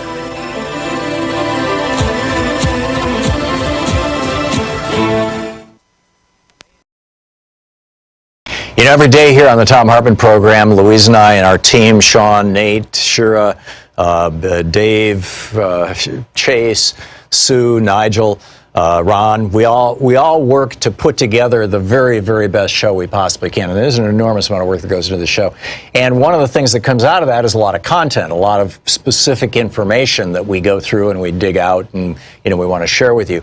And Sue puts that into our newsletter every week. And I think you will, if you don't already receive our newsletter, it comes in email every day, about an hour after we're off the air. or maybe a couple hours after we're off the air. And Sue goes through and pulls literally every link to every story that we talked about and puts it into the newsletter. It's free. We don't sell a list or anything. You complete safety and security. There's no charge. There's no nothing. Just, plug in your email address over at thomhartmann.com. And you get signed up for the newsletter. It's all fairly obvious. You'll see it on the website. So check it out, thomhartmann.com. Thank you. Want to connect with the show online? You can find the Thom Hartmann Program on Facebook, Twitter, and Instagram.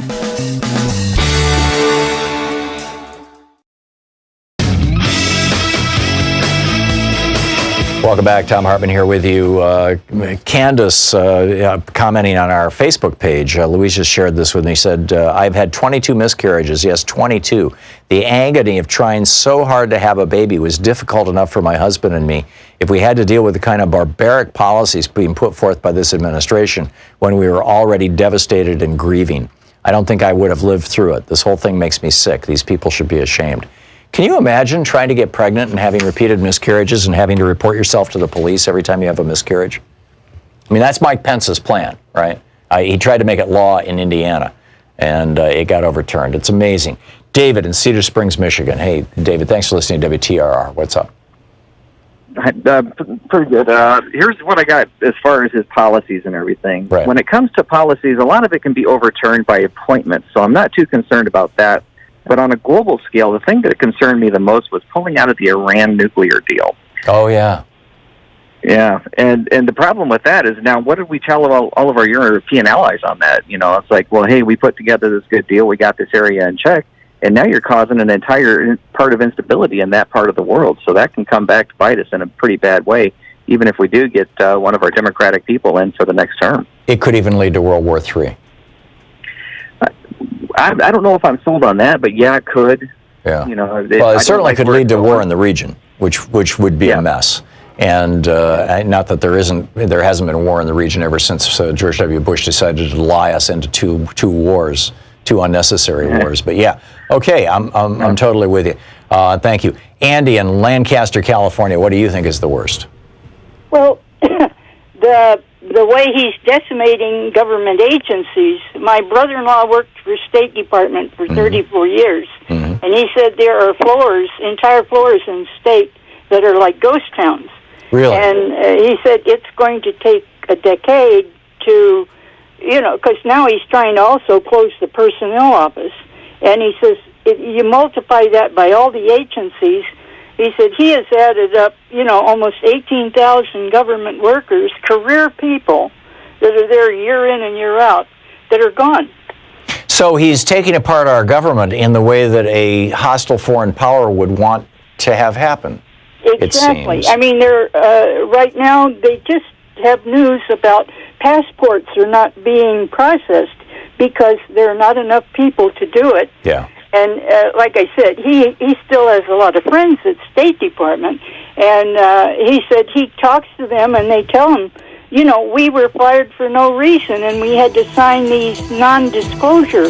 Yeah. Well, and the same thing is happening over at Social Security. You now have to wait, in some cases, weeks to make an appointment with Social Security because Trump has cut back the number of workers.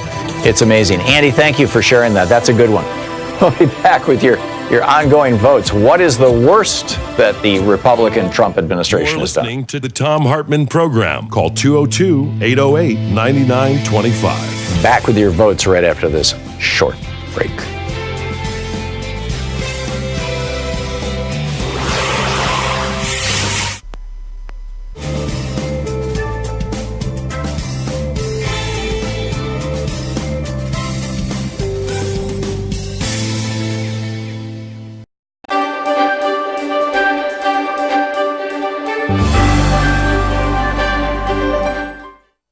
Our book today is Future War, Preparing for the New Global Battlefield by Robert, I believe it's pronounced Latif, L-A-T-I-F-F.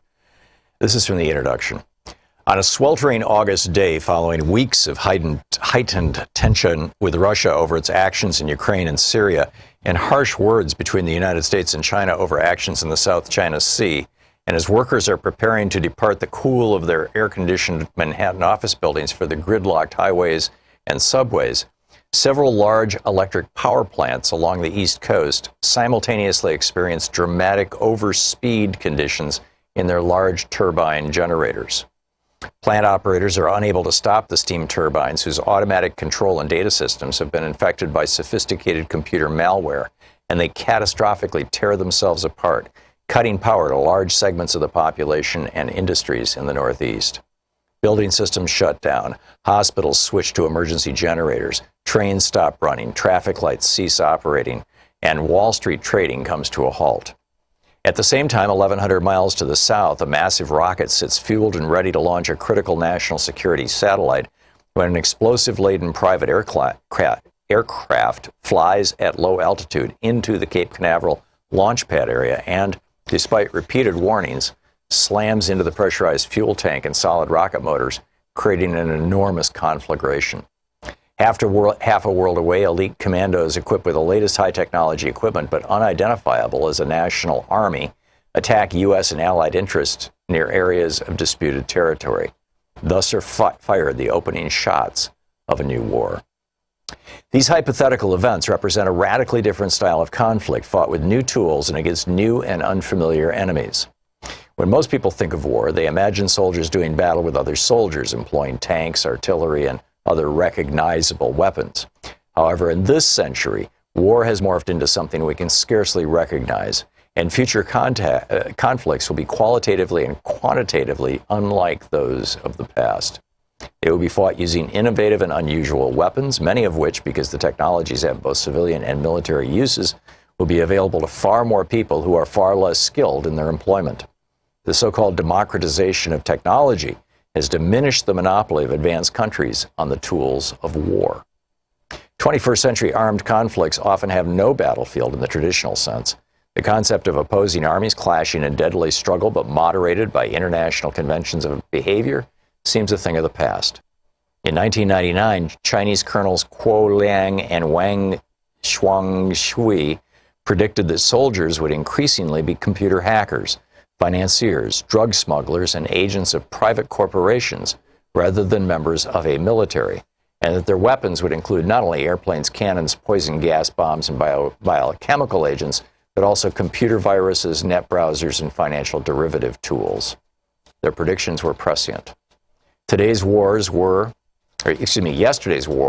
like World War II, about saving civilized nations from maniacal dictators, or like the conflicts in Vietnam and Korea, devoted to a clash of ideologies in the attempt to limit the spread of one hegemon over another.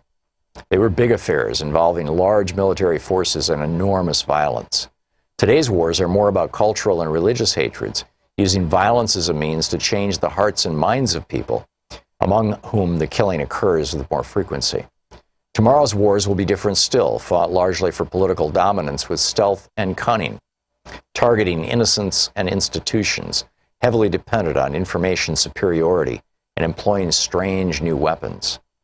While we have a highly motivated and well-trained and equipped armed forces that will adapt, we are not prepared as a nation to react well to the inevitably messy and ambiguous situations these new conflicts and weapons will present.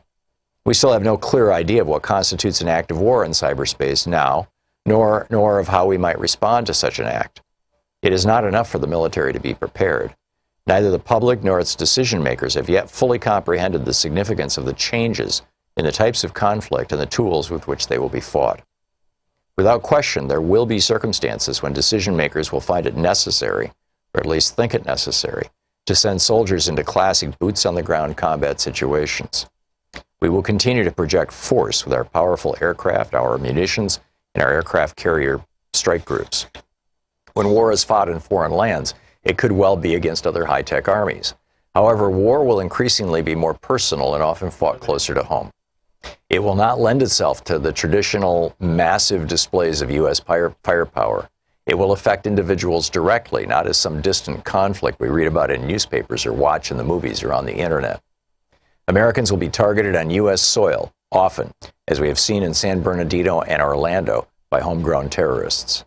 This form of war will be messy and complex, and it will not lend itself to easy, quick, soundbite solutions. It may not even be clear for a while who perpetrated the violence against us. Was it state-sponsored or a random act of terror? Will we unleash massive destruction on foreign countries in retaliation for attacks by terrorists residing on our own soil? If so, to what end and with what consequences? There are always consequences, whether they be the death or capture of our own troops, unnecessary civilian casualties, or the incitement of more violence. The book Future War by Robert Latif. Want to connect with the show online? You can find the Thom Hartmann Program on Facebook, Twitter, and Instagram.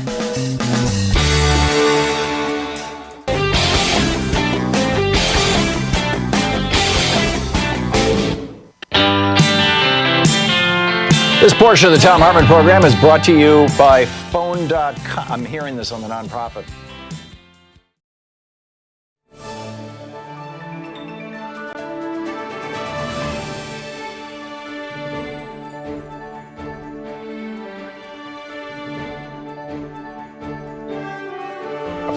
There we go. Welcome back.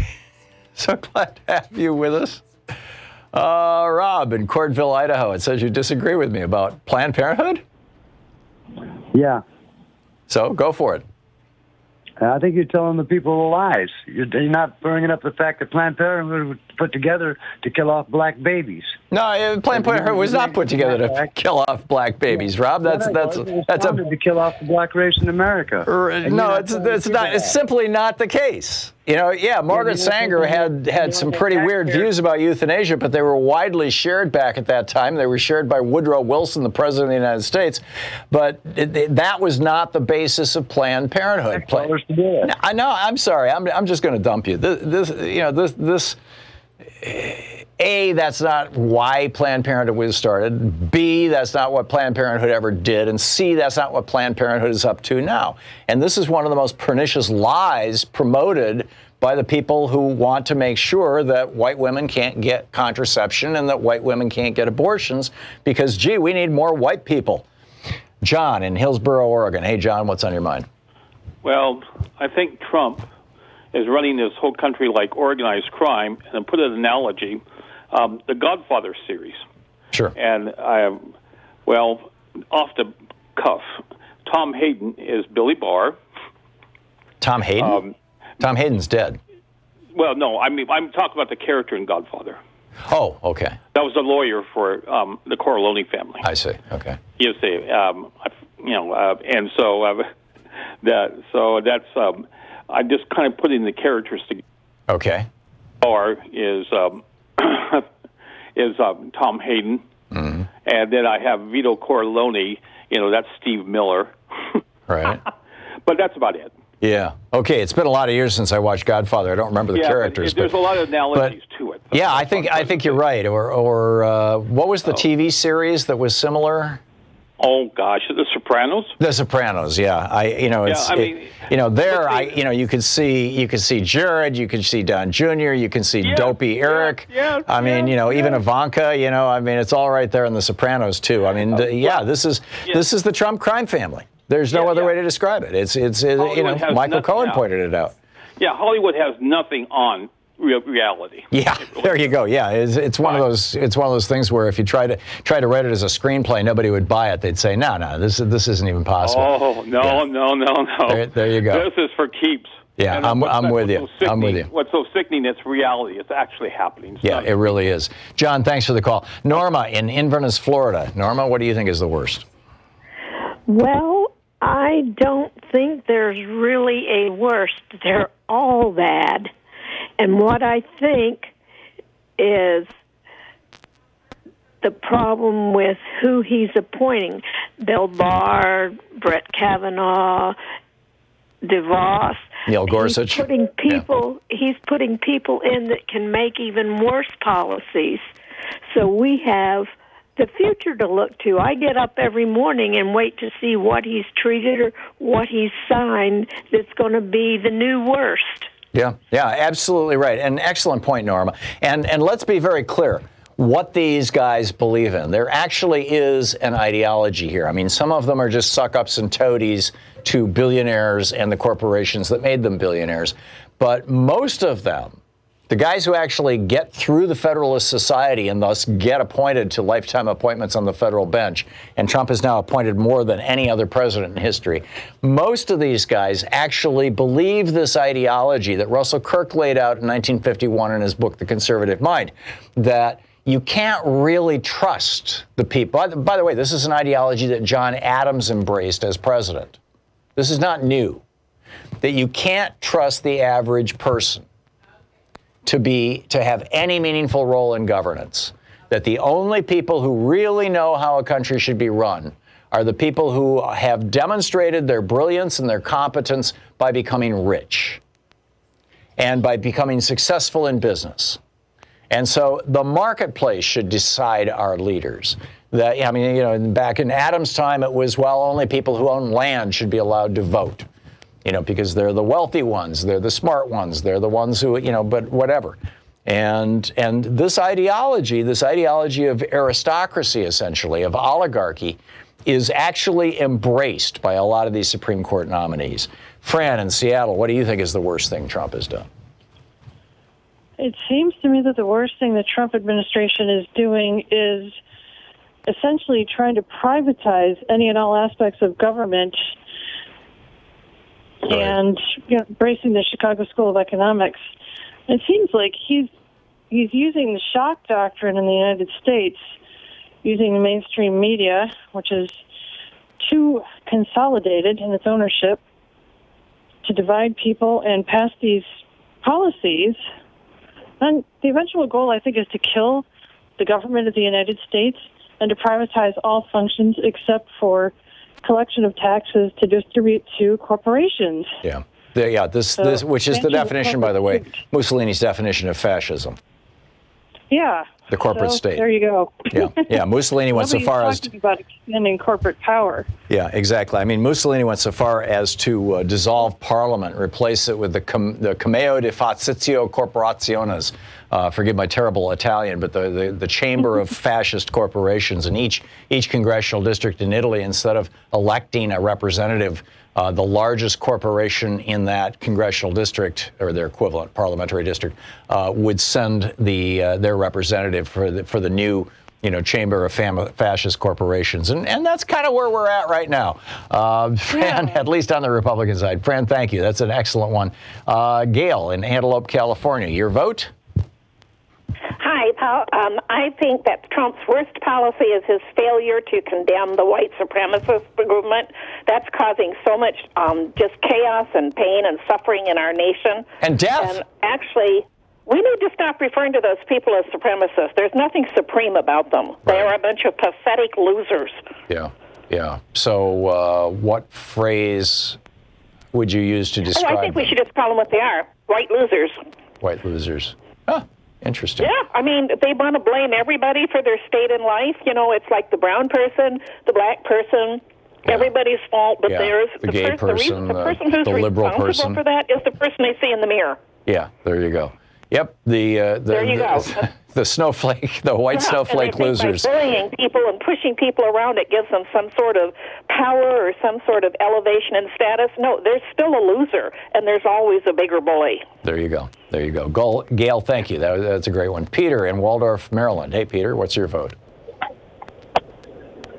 First, they came for the communists, and since I wasn't a communist, I didn't speak out.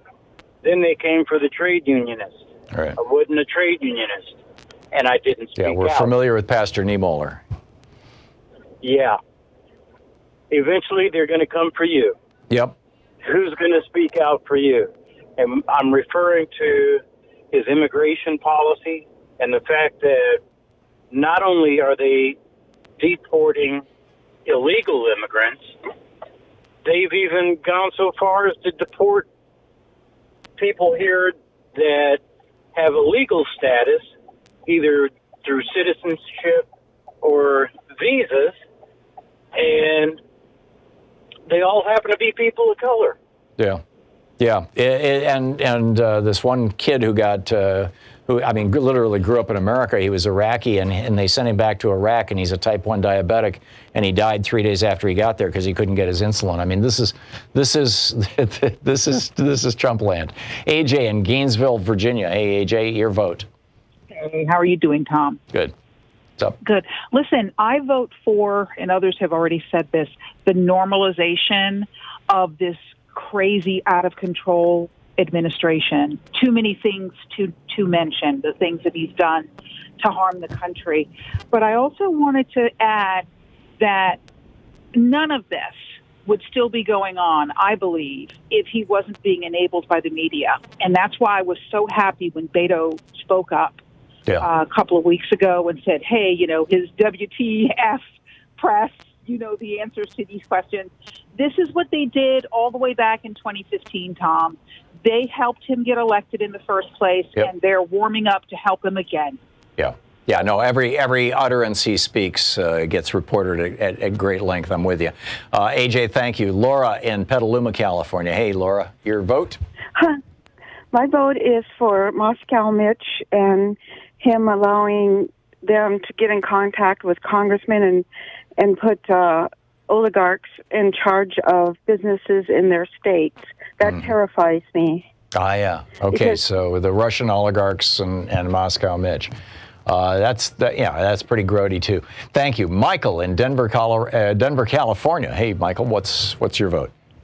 Hi, Tom. Good morning, Tom. I called and I was struggling between the Paris Climate Accord, but I just want to mention here what I'm very sad about and angry about is my father and my uncles fought in World War II, and what Trump did to turn his back on our allies in Europe. It was one of the greatest slaps in the face, not just to them but to the American people and what we have done. You know. Yeah, and what we stand for. And you know, I'm with you, Michael. Thank you. Excellent one. We'll be back. It's 45 minutes past the hour. We're going to check in with Talk Media News in about 4 minutes. You're listening to Thom Hartmann. Visit ThomHartmann.com for audio and video archives. Doug Christian is going to drop by and fill us in on the news of the day, so stick around.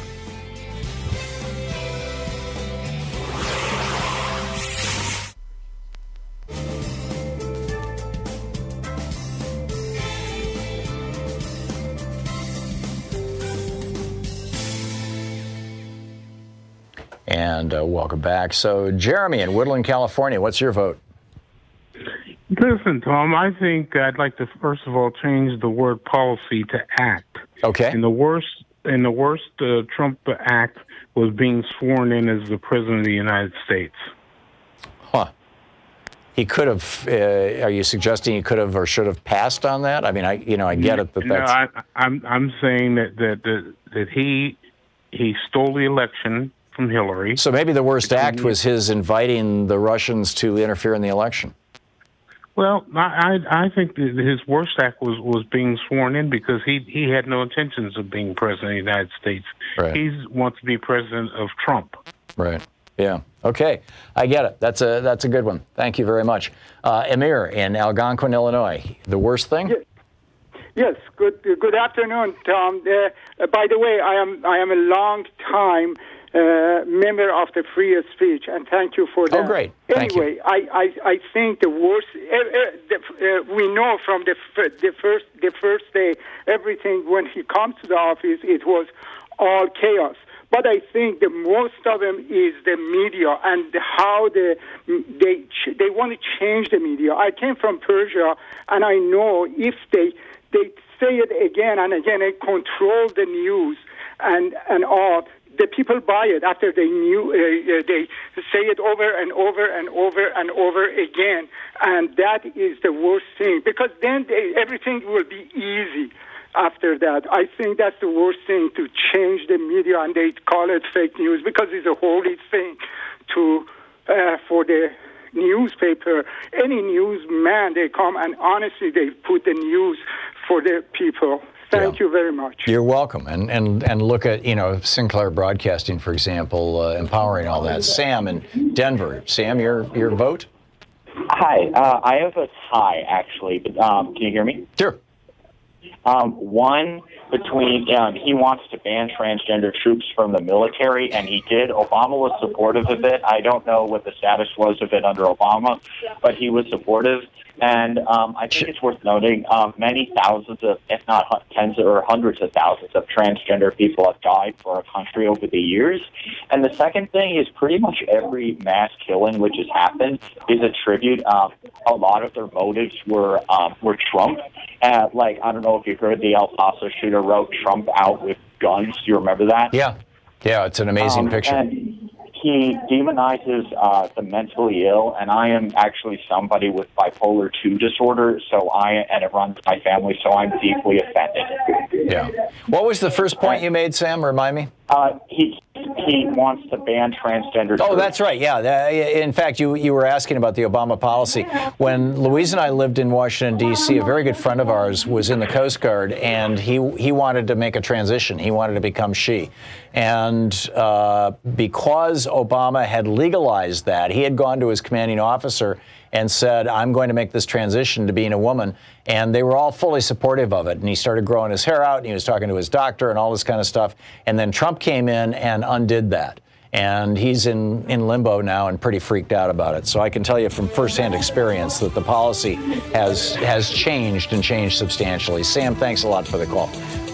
It is coming up on 10 minutes before the hour. We're going to check in with Doug Christian with Hawk Media News and find out what the news is today.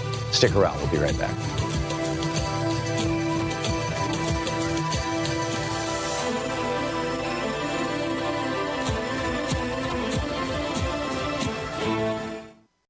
You know, every day here on the Thom Hartmann Program, Louise and I and our team, Sean, Nate, Shira, Dave, Chase, Sue, Nigel, Ron, we all work to put together the very, very best show we possibly can. And there's an enormous amount of work that goes into the show. And one of the things that comes out of that is a lot of content, a lot of specific information that we go through and we dig out and, we want to share with you. And Sue puts that into our newsletter every week. And I think you will, if you don't already receive our newsletter, it comes in email every day, about an hour after we're off the air, or maybe a couple hours after we're off the air. And Sue goes through and pulls literally every link to every story that we talked about and puts it into the newsletter. It's free. We don't sell a list or anything. You complete safety and security. There's no charge. There's no nothing. Just, plug in your email address over at thomhartmann.com. And you get signed up for the newsletter. It's all fairly obvious. You'll see it on the website. So check it out, thomhartmann.com. Thank you. Want to connect with the show online? You can find the Thom Hartmann Program on Facebook, Twitter, and Instagram. Check it out. Thank you.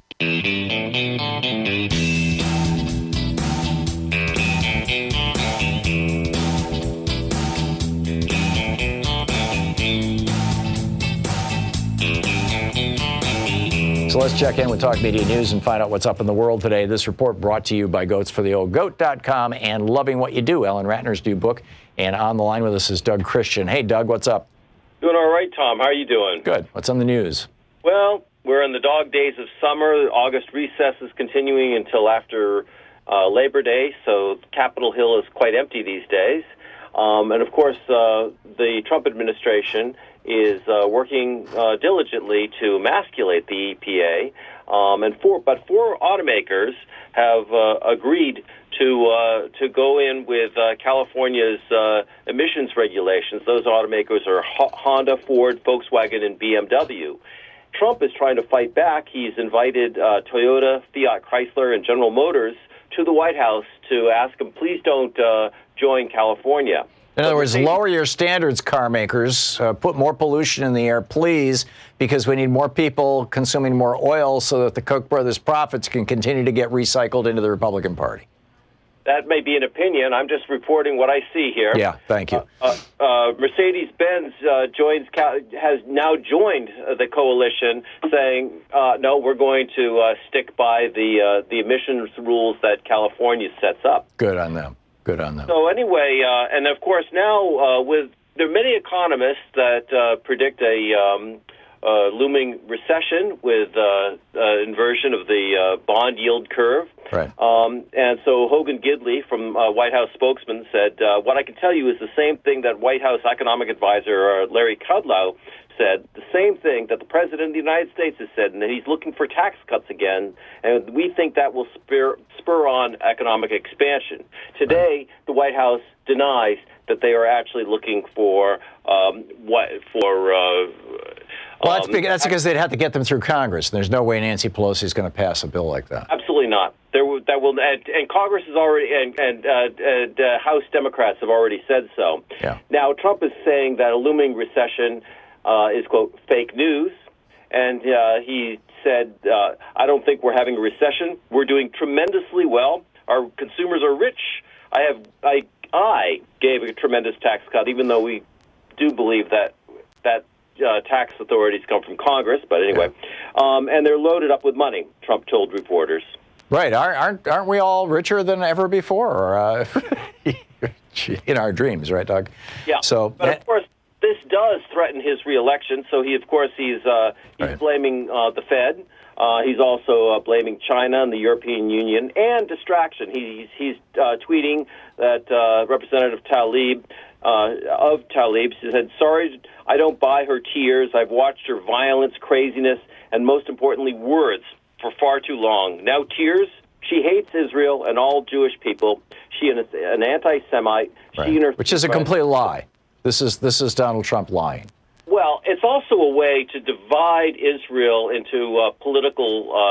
Which is the worst possible thing that could happen to Israel. Yes, is to become is for aid to Israel and the strength of our alliance with Israel to become a partisan issue. This is the absolute worst thing that could happen, and Netanyahu and Trump are complicit in making this happen. And it's an absolute screaming shame. Well, Tom Friedman in the New York Times wrote a pretty aggressive editorial on that issue. Yeah. Now, of course, now with Trump's tax returns, he is fighting a new way in order to prevent New York from releasing the tax returns, claiming that New York's initiative is in coordination with House Democrats. So, and is that illegal? And to end this segment, Trump has claimed that ISIS has been defeated, but an IG report just came out that says that, in fact, it's from the combined joint task force operation called Inherent Resolve, that ISIS, while we have been diminishing troops to less than 1,000 troops, ISIS has over 18,000 fighting members with a war chest of over $400 million. Is this? Are you speaking Iraq or Afghanistan or where? Syria. Syria. Oh my God. In Iraq as well, because there's also other reports that, in fact, that ISIS is making quite some heavy gains in Afghanistan as we're negotiating with the Taliban to remove ourselves from Afghanistan. Yeah, and we need to be very clear with ourselves that we largely created this. That Osama bin Laden was this obscure guy who had at the most around 5,000 people who were actual hardcore supporters. 20,000 people had been through his camps, as graduates. But he was a fringe element in a fringe part of Islam, and in a fringe part of the world. And George W. Bush elevated him to the status of Lex Luthor, of the world's largest villain, and then failed to kill him or get him. And all of this now has come about as a result of that. It's pretty breathtaking. Anything else going on in the world, Doug? We got about 10 seconds. Well, 10 seconds. Right now, Trump is meeting with the Romanian Prime Minister, and we. Go ahead. Oh, and we'll find out what words are said later today. Romanian Prime Minister. Interesting. Okay. Doug Christian with Talk Media News. Thank you, Doug. Thanks. Appreciate the news report. We will be back. We're going to continue our conversation about, what is Trump's worst, and get into more of the news of the day too.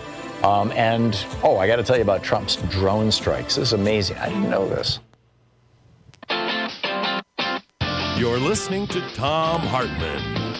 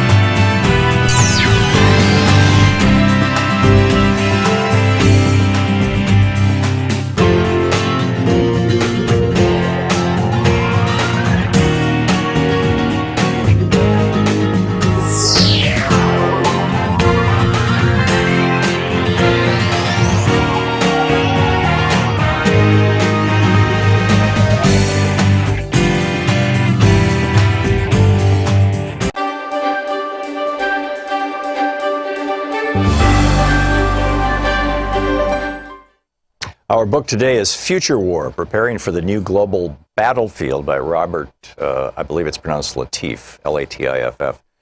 This is from the introduction.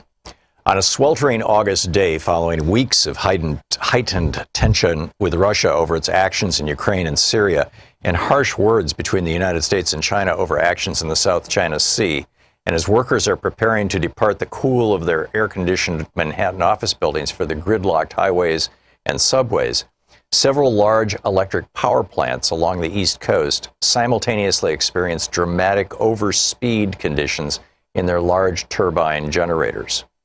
Plant operators are unable to stop the steam turbines, whose automatic control and data systems have been infected by sophisticated computer malware, and they catastrophically tear themselves apart, cutting power to large segments of the population and industries in the Northeast.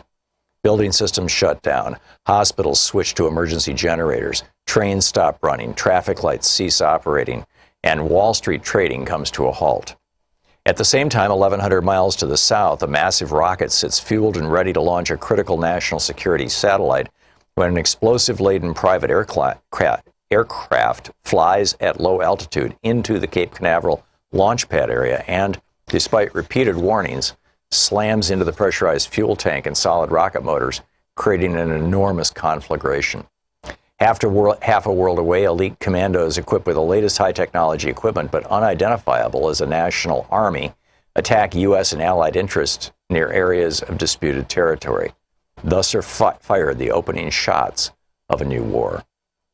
These hypothetical events represent a radically different style of conflict fought with new tools and against new and unfamiliar enemies.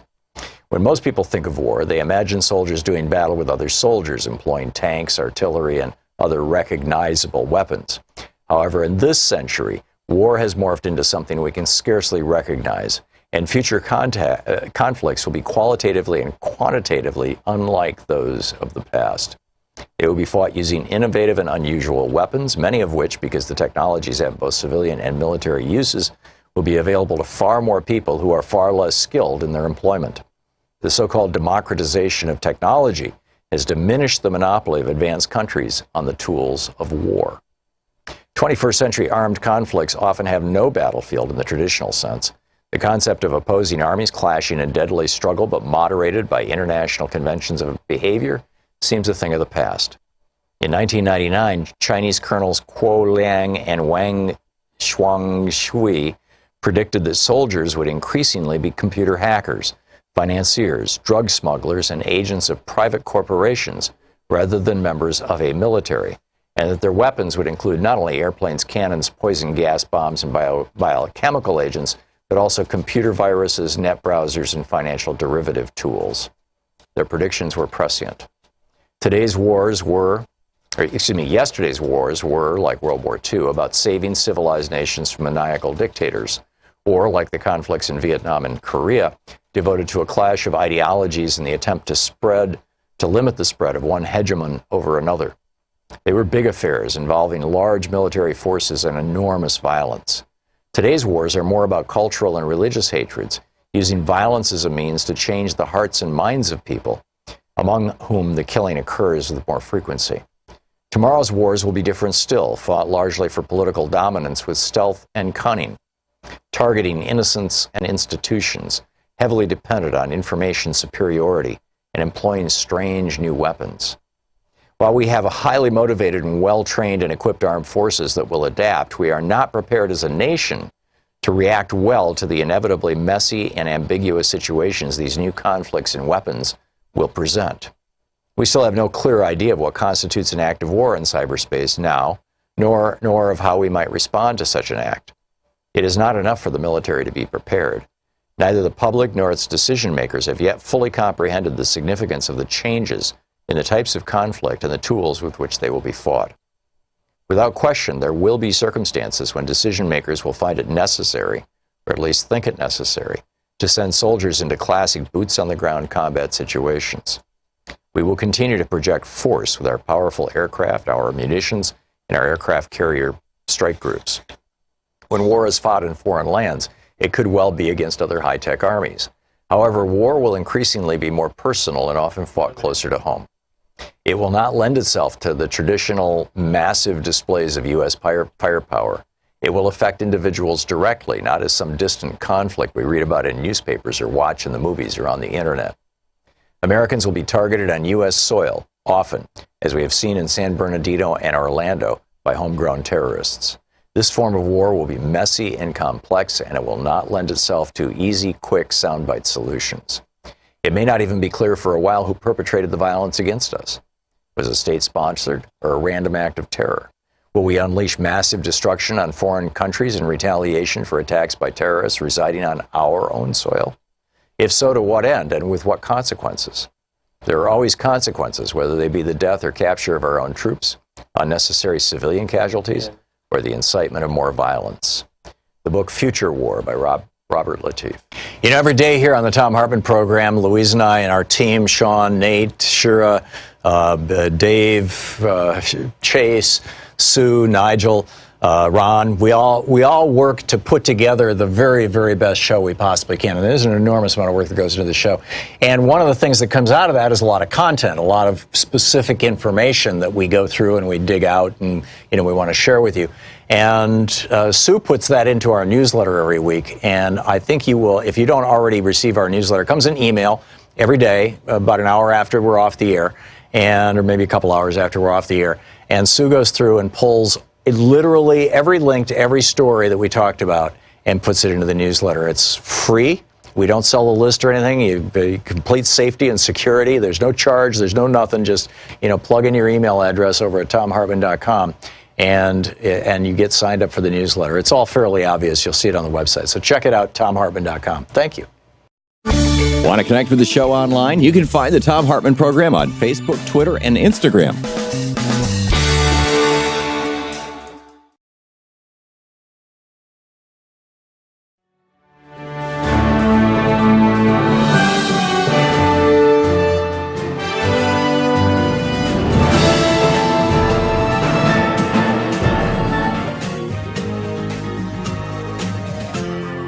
This is the Thom Hartmann Program. This hour of the Thom Hartmann Program brought to you by Phone.com.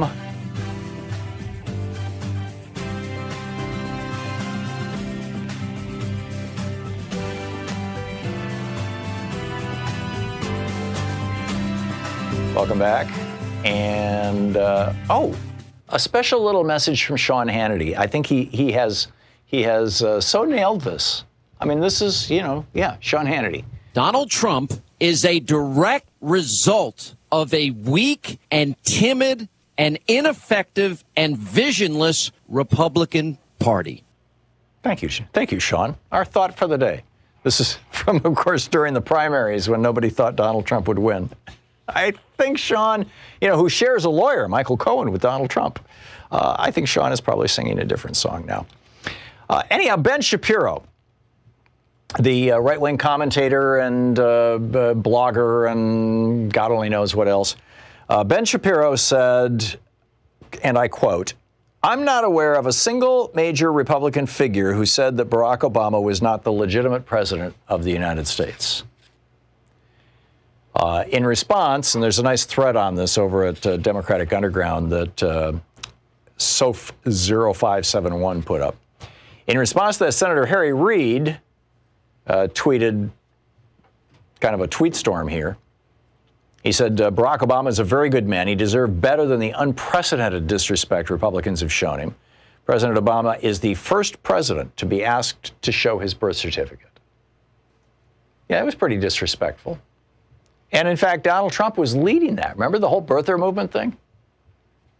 Number 2, Harry Reid says, President Obama is the first president to face over 500 filibusters in the Senate. That's pretty breathtaking. Keep in mind, Mitch McConnell said, my job is to make Barack Obama one-term president. Not my job is to do what's best for the country. My job is to pass good legislation. My job is to pass legislation that we as Republicans believe in. And none of that, no. The first black president is going to have no legacy. That's essentially what Moscow Mitch had to say. Or Massacre Mitch. Actually, I think we need to be calling him Massacre Mitch, because I think, far more Americans are concerned about the gun violence that's happening in this country right now than whether or not some Russians were messing with the election. So Massacre Mitch. Harry Reid said President Obama is the first president to be denied a hearing on his budget. Literally, they would not hold a hearing on the budget proposed by the president. First time it's ever happened in the history of America. Oh, you're our black president. You're not legitimate. We're not going to have a hearing on the budget. He was the first president to be denied even a hearing in the Senate on a Supreme Court nominee. I mean, Nixon had, 3 in a row? I mean, this is when it was Bork and it was Dan, I'm forgetting the guy's last name. Yeah, it's not going to come to me. Anyhow, he had a couple of terrible nominees before he finally got to, as I recall, Anthony Kennedy. But the Senate under Massacre Mitch wouldn't even give President Obama's nominee, Merrick Garland, a hearing, much less a vote. Nothing. And by the way, it was, Obama went to Moscow Mitch or Massacre Mitch and said, I've got this, I'm going to have to nominate a Supreme Court justice. Who do I talk to? And because I want to get somebody that's acceptable to Republicans. Mitch said, talk to Orrin Hatch, who was at the time, the senior Republican. I believe on the Judiciary Committee. I might be wrong. It might have been Grassley or somebody else. But anyhow, so Obama goes to Orrin Hatch and says, who is an acceptable nominee for the Republican Party for the Supreme Court? Who is a centrist, somebody that both Democrats and Republicans can agree on? And Orrin Hatch said, Merrick Garland. This is where it came from. It literally came from Orrin Hatch. Merrick Garland had been a Republican. And even with all that, bending over and bowing down and doing everything he could, President Obama, to offer a nominee who was not viewed as a partisan, not viewed as a liberal, who was viewed as a moderate, who might be acceptable to the Republicans, kind of a replacement. No, you can't have that. Sorry. And Senator Harry Reid says history will look back and note that Republicans in Congress treated President Obama with unprecedented disrespect. Meanwhile, a memo out of the House or out of the Republican Party, the GOP. This is an internal Republican memo. This from TampaBay.com, the Tampa Bay Tribune. Congressional Republicans, it was written by Steve Contorno. Congressional Republicans recently circulated talking points on gun violence that falsely described the El Paso massacre and other mass shootings as, quote, violence from the left, end quote. This is part of the big lie strategy. Some in the media are saying, oh, well, they just made a mistake. They meant to say Dayton. No, they didn't. They meant to say El Paso.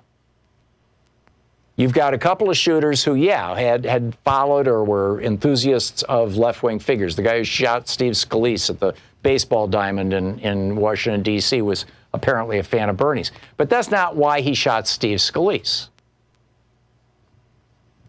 So anyhow, you've got this violence from the left, a document obtained by the Tampa Bay Times sent by House Republicans, quote, why won't you pass legislation? This is how if you get questions like this in a town hall, we're going to tell you how to answer them. So here are the questions. Why won't you pass legislation to close the gun show loophole in federal law? Why shouldn't we ban high-capacity magazines? These are questions that Republicans are getting in town halls. And here are the suggested answers Oh, here's another question. Do you believe white nationalism is driving more mass shootings recently? Okay, so here's the suggested response. Steer the conversation away from white nationalism with an argument that implies both sides are to blame. This is a verbatim quote from the document.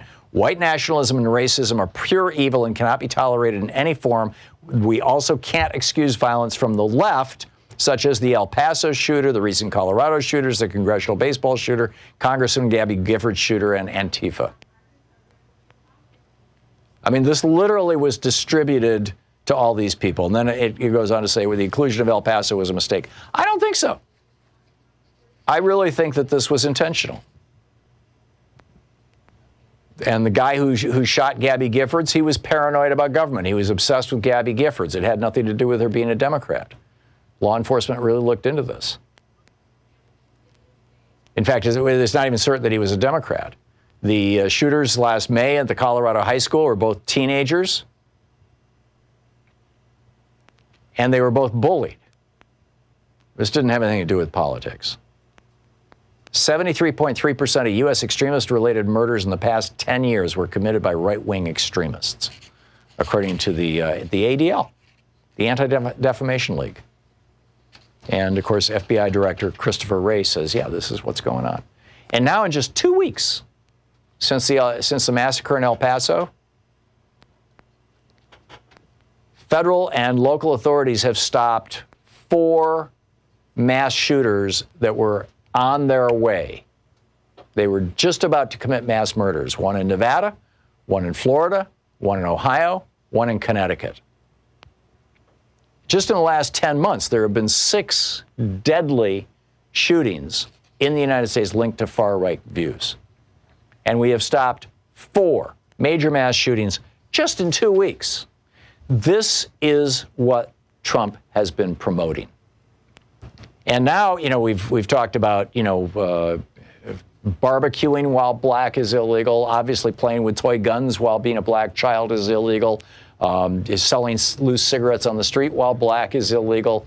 Walking down the street while black is illegal. Sandra Bland driving and changing lanes to get out of the way of an oncoming police car is illegal while black. All of these things while black. Well, it turns out now that going door to door to fundraise for your football team while black is a crime. This in Wynne, Arkansas, 46-year-old woman Jerry Kelly. There were a group of 4 teenage black kids, 15 and 16 years old, who were going door to door to raise money for their football team, which is a fairly common thing. This is normal stuff. And the husband is the cross-county jail administrator of this woman, and she goes out and pulls a gun on these kids and tells them to get down on the ground and is holding them at gunpoint and calls the police, for whom her husband works. She ends up getting arrested, but they didn't book her. I mean, they didn't take her picture. We wouldn't want to embarrass her. We'll let her come back in a couple of days when she's, fixed up her makeup and stuff. This is the world that Trump, or the country that Trump is creating for us. It's astonishing. So what are the worst policies? What are the worst plans? What are the worst things he has done so far that, may have the most lasting impact, or even just are the most outrageous? We've got a long list that we've been going through for the last couple hours. I'll be taking your votes right after this. It's coming up on 17 minutes past the hour.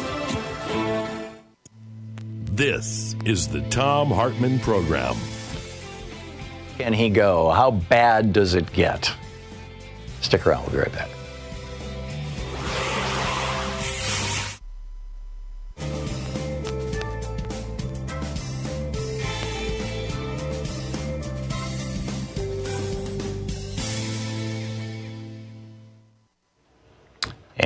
And welcome back. And Valerie, you're listening to a commercial station, so I'm going to pick you up right after this break. Alice in Iowa. Hey, Alice, what's your vote for Trump's worst thing? I have many. As a matter of fact, the worst thing that this guy does is he tries to distract us from things that he's actually doing. The the worst things that he's doing, the lying, the dictators that he's embracing, the way that he is alienating our friends around the world. What he's doing to us globally is just, it's absolutely ridiculous. Not only that, but then what he does here domestically, the nepotism, the lining his pockets, lining the pockets of his friends, putting them in office when they have absolutely no credibility. They have no experience. Putting his family in office when they can't even get a security clearance. How do we protect ourselves? How do we protect our nation when we have governance that is trying to destroy us? Right. How do we protect ourselves from the Trump crime family? Exactly. Yeah, that's a good one. Thank you very much, Alice. Bryant in South Haven, Mississippi. Your vote? Hey, Tom, how you doing? I'm Good. just about 5 miles from the King of Rock and Roll's house. Oh, my. Okay. You know who You're that talking is? about Elvis, right? Yeah. Well, my concern with Trump is his name calling. It's funny to the other side, and everything like that. But in reality, it's effective. And if he's going to call people names, I believe that we should call him and his ilk an effective name. And his family, his whole family, white trash. Couldn't get no better than that. That's what they used to call poor folks. But that's an insult to poor white people. No, we're going to turn it around. Uh-huh. How about calling him orange trash? Can be white trash too. Rich people can be white trash. Just because you ain't got no money, you got money, don't mean you can't be white trash. Yeah, is what I'm saying. I used that phrase once on the air maybe a year or so ago, and this one woman wrote me this long letter about how she lives in a trailer park and she's had to put up with this phrase her whole life, and it's very hurtful, and et cetera. And I took that to heart. I understand that. I really do, because I've read a book from an author. I can't remember her name, but it was the name of the book was White Trash. Yeah, I've got it at home. It was struggles of class struggles. Yes. And it's the rich that are calling the poor these names. Yeah, and it was a woman who wrote that book. I just can't remember her name. But we can call him orange trash or something like that. But let's you suggested we come up with a nickname for Donald. I kind of like Corporal Bone Spurs, which is what I think Tammy Duckworth was calling him. We're here in the South. It's very effective, and I've been getting a lot of these Republicans' attention by saying it. By calling him white trash. Very interesting. Yep. Very interesting. Okay, Bryant, thanks a lot for the call. Good to hear from you. We'll be back with the Thom Hartmann Program. We're going to hear from Valerie's vote in just a second. Stick around.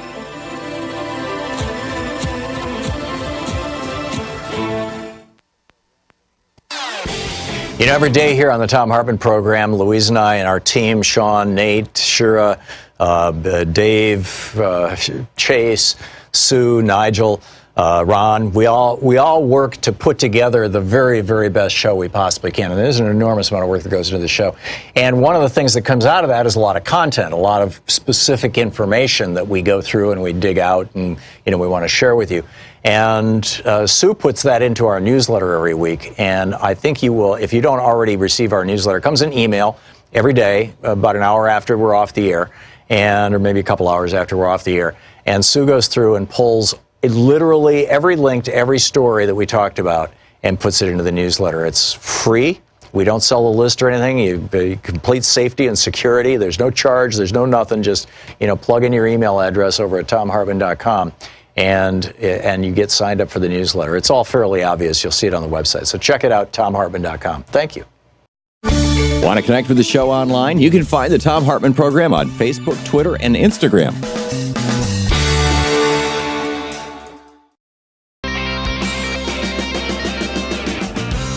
Welcome back. Thom Hartmann here with you. And let's see here. Valerie in San Diego. Hey, Valerie, I know Louise said you pulled over to the side of the road so that you could call us. And thank you for waiting. Yeah.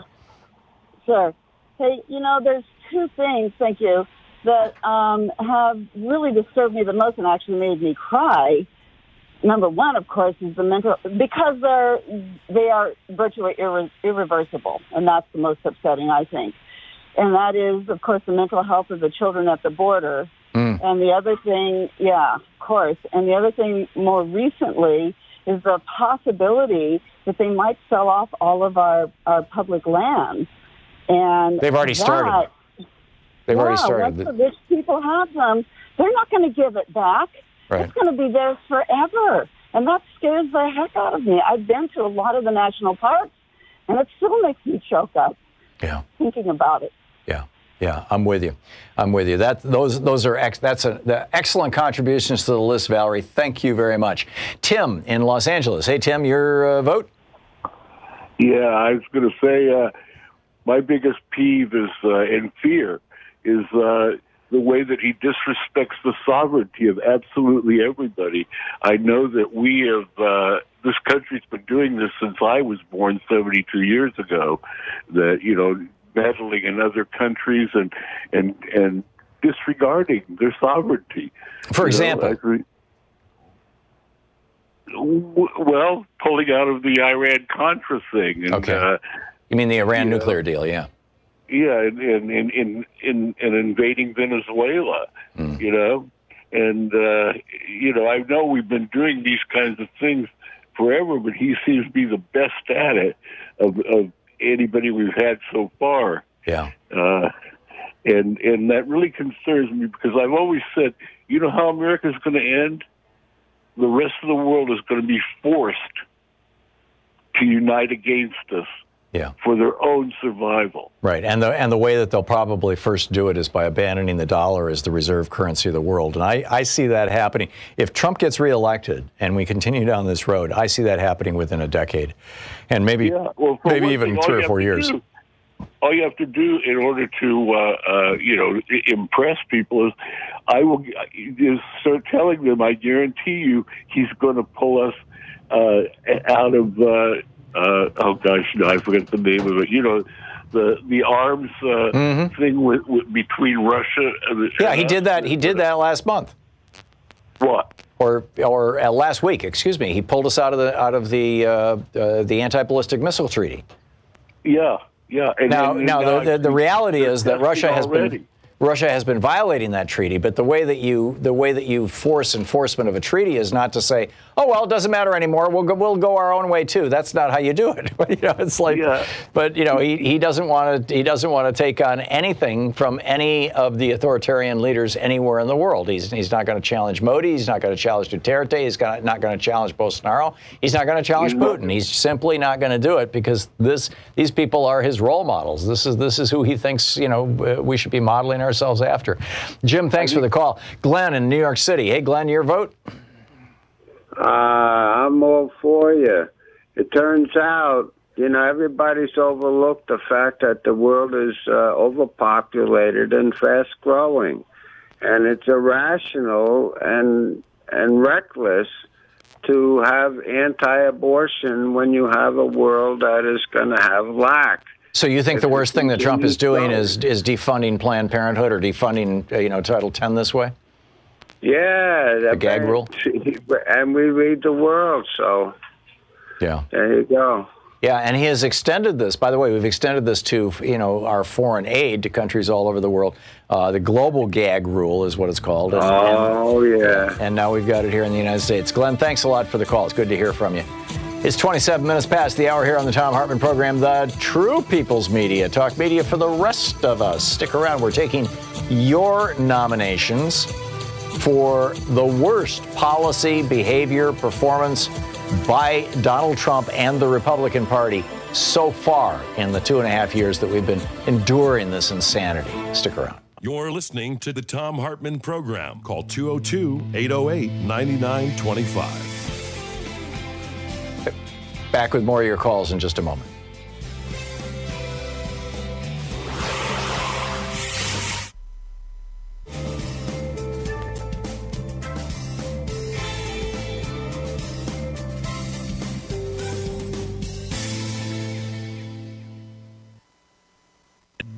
This is the Thom Hartmann Program.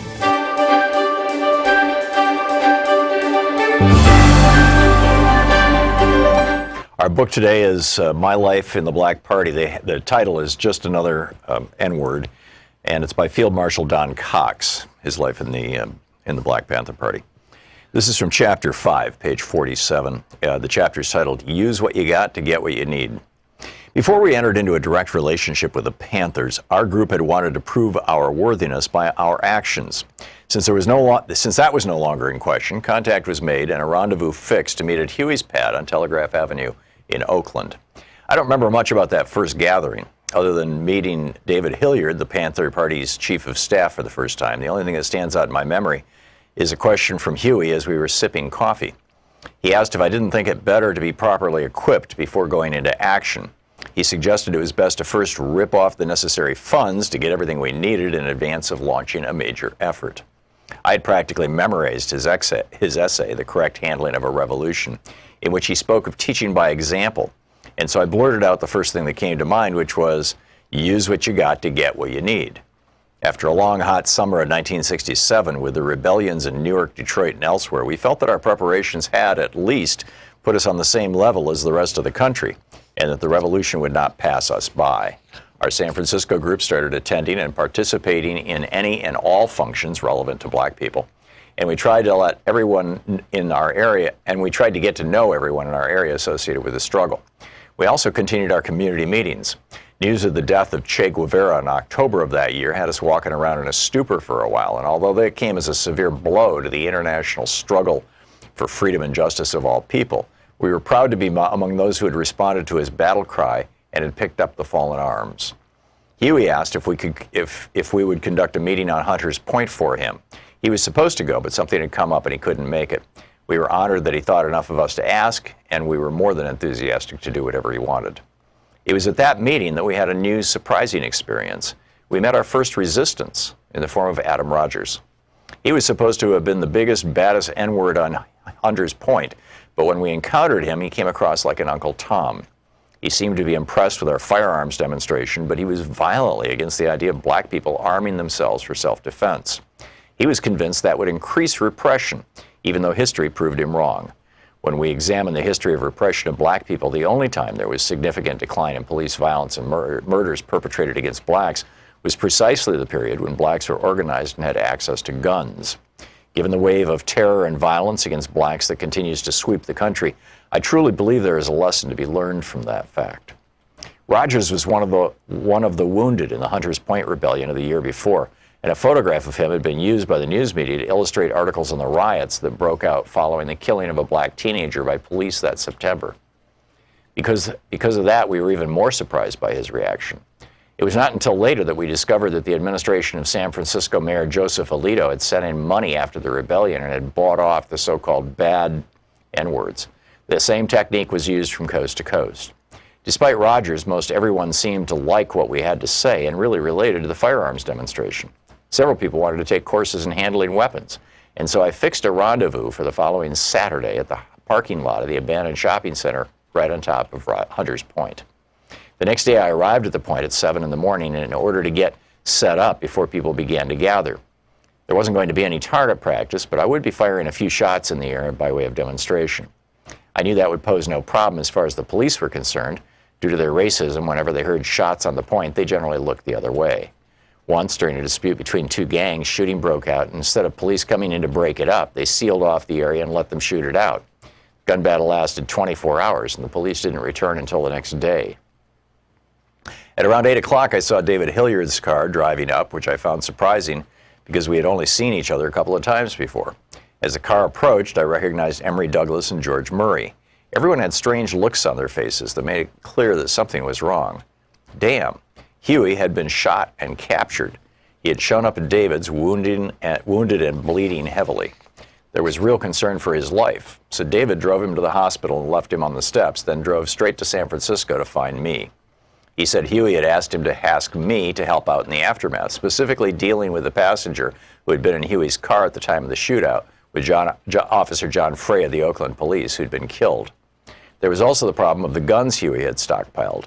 I'll never understand why David didn't just bring the guns with him, but he hadn't. and I was obliged to go back into the area, get everything, and get back out safely. That might sound easy, but the shootout had occurred less than 3 hours before, and there was one policeman dead and one seriously wounded, so it was hot over in Oakland, to say the least. There was no time to go by the house and unload the guns I had on hand for the training, so I followed David back to Oakland with a trunk full of weapons. David took me into the backyard of a house that had a lot of weeds and a stack of old lumber in which he had stashed the gun. In his state of excitement, he couldn't remember exactly where the pistol was, and while we were looking, an elderly black woman came out of the house next door and asked what we were doing. David kept searching and didn't look up. She then said, "If you don't come out of there, I'm going to call the police." I began to panic and told David to say something to the woman. When he rose up, she recognized him and calmed down. This was David's house, and she was his neighbor. On the one hand, I was relieved, but on the other, if the police were looking for the passenger who'd been with Huey, it was certain they wouldn't miss David's house, as both were known Panthers. Finally, he found the gun, and it continues from there. Want to connect with the show online? You can find the Thom Hartmann Program on Facebook, Twitter, and Instagram.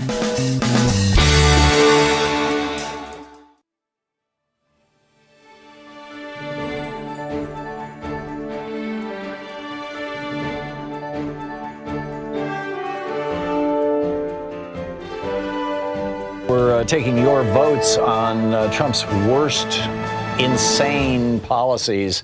Mohammed, listening to WBAI in New York City. Hey, Mohammed, what's your vote? My vote is, I just wanted to comment about a name for the good young man. Okay. And that's Triple D. Triple D, Draft Dodging Don. Draft Dodging Don. Yeah, that's a good one. That certainly appeals to in particular to the boomer generation, I would think. But that's a good one. That's a variation on Tammy Duckworth's, Corporal Bone Spurs, which is another in that line. Good one. Thank you, Mohammed. Barbara in Seattle, your nomination. Hi. Have you read Jasko's book, Confessions of a Nuclear Regulator? We had him on this show. Well, you've got to get both him and William Perry. Yeah, Perry's been on our show too. But Barbara, what's your nomination for Trump's worst behavior? $1 trillion a year is wasted in the Defense Department. The latest, if you check the audit that they tried to do on the Defense Department, $1 trillion. Now it's up to $2 trillion, I think, in the last fiscal year. Yeah. Okay. So we got it. You don't like, apparently you don't like Trump's participation with that. Although I'm not sure that was about Trump. Vienna in Lancaster, California. Hey, Vienna, what's your nomination for Trump's worst activity, whatever topic? Oh, I think the Park Service, they're drilling mines now in the Grand Canyon. Mm-hmm. He's been a traitor. He's dismantling this country internally like cancerous tumors. We don't even realize it. And I'm afraid of the Republican Party. They look like the mafia. They're all clones. They all stand there. And they all look alike, white men. Yeah. Tall white men. Yep. And you're my church, and you keep me sane. You're my therapist. Okay. I look at you every day. Well, thank you, Vienna. Please, not a church, but a therapist is a good one. Thanks, Vienna. It's great to hear from you. Thanks for watching Free Speech. Kathy in Madison, Wisconsin. Kathy, what's your nomination? Kathy? No, Kathy. Let's try Kim in Port Huron, Michigan. What's your nomination, Kim? Bill Barr and the total corruption of the Department of Justice. Oh, yeah, that's a huge one, and we haven't even mentioned that. Yes, because with everything that's been going on, to me, that's the most frightening, that they can play around with the laws of the land. Yeah. Or selectively enforce them. I mean, this is the thing. I remember having a conversation with a democracy and China expert back maybe 10 years ago on this program, and he said that the principal way that the communist dictators in China maintain their power over the people is through selective enforcement of the law.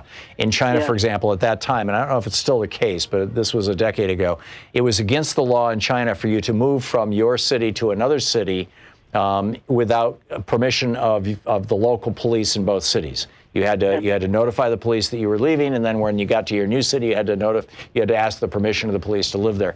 That's the law, but nobody ever did that. It was, the police didn't expect it. It was a bureaucratic, thing. And so at that point in time, and this again was a decade ago, this is a law that went back 40 years.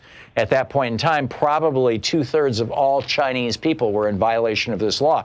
And there were some pretty strict penalties for it. And so if you got out of line, if you engaged in political activity, if you did anything, they'd come in and arrest you for moving without permission and throw you in jail for 5 or 10 years. And you don't even have to do that. What about this young 18-year-old in Texas that was held for almost a month?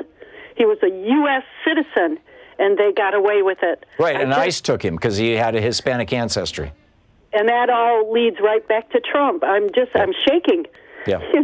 I'm shaking at the thought that, hey, what's to stop them from moving on to others and us? And, Yeah, it's pretty grim stuff. That really is a Pastor Niemöller. First they came for the commentary. Kim, thank you. That's an excellent one. Bill in Sun City, Arizona. Bill, what's your suggestion? The worst thing him and his administration ever did was separating children from their families.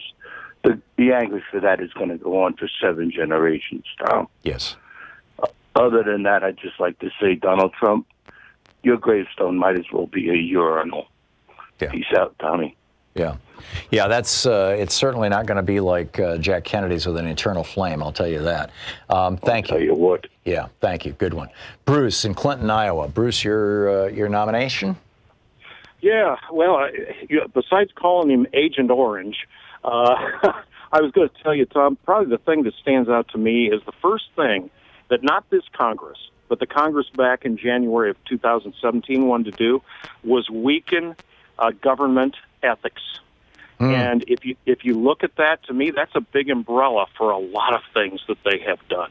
Yeah. It has been a very unethical government, both by Trump and by the people in the Republican Well, he's just ignored ethics laws. I mean, he's appointing his own children to policy positions, even when they can't get security clearances. His son-in-law and his daughter. I mean, it's astonishing. And he's out there trashing chain migration at the same time that Melania's parents just got their U.S. citizenship. And it's like the hypocrisy is just insane. Bruce, thank you for the call. Patrick in Long Island, New York. Hey, Patrick, what's your nomination? Hi, Tom. I come at this from a mental health position, which I take very seriously, and we have a severely ill man in the most responsible position in the country. I agree. And I cannot stress enough the lengths of his psychopathy, his sociopathy.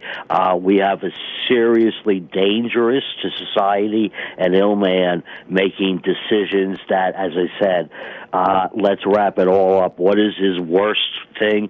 The worst thing is, unfortunately, the man needs to be institutionalized because he's a danger to society. Thanks, Tom, for everything. Yeah. I'll hang up with that. Okay, thank you, Patrick. And I think it's entirely possible he will be institutionalized. However, it'll be by the state of New York, and it'll be in a state jail, state prison. Dave in Seattle, your nomination? Thank you, Tom. I would suggest to other people that if they want to call him white trash, maybe we could go with White House trash. White House trash, okay. After that softens the blow a little. Really think about it, and the worst thing that he's done is just a division. His whole modus operandi for all the empire that he's built is always divisiveness. He's playing his cabinet secretaries off of each other. He's played his construction workers off of each other. It's always division and division. Yeah. And hopefully we can get a Democratic president here real soon that's going to create togetherness and union and bring our union back together. Yeah. Hopefully, I absolutely agree. Dave, apropos of that white trash, we got this woman earlier called in and suggested that we should start calling Trump white trash, and I said, there are many poor white people who consider that a slur, but I remember when Trump was inaugurated, that a friend of mine, and I'm not going to out this person. Largely because he's a Republican, but we're watching this, and he said, "Oh my God, it's the Beverly Hillbillies," it was, right up there on the podium. It was, Don Jr. and Ivanka and Donald and Melania. And he was like, oh, my God, it's the Beverly Hillbillies. It's, and he was saying essentially the same thing, that, it's white trash, come to the White House. It's amazing. Dave, thanks for the call. Heather in Lansing, Michigan, my old hometown. Hey, Heather, what's your vote?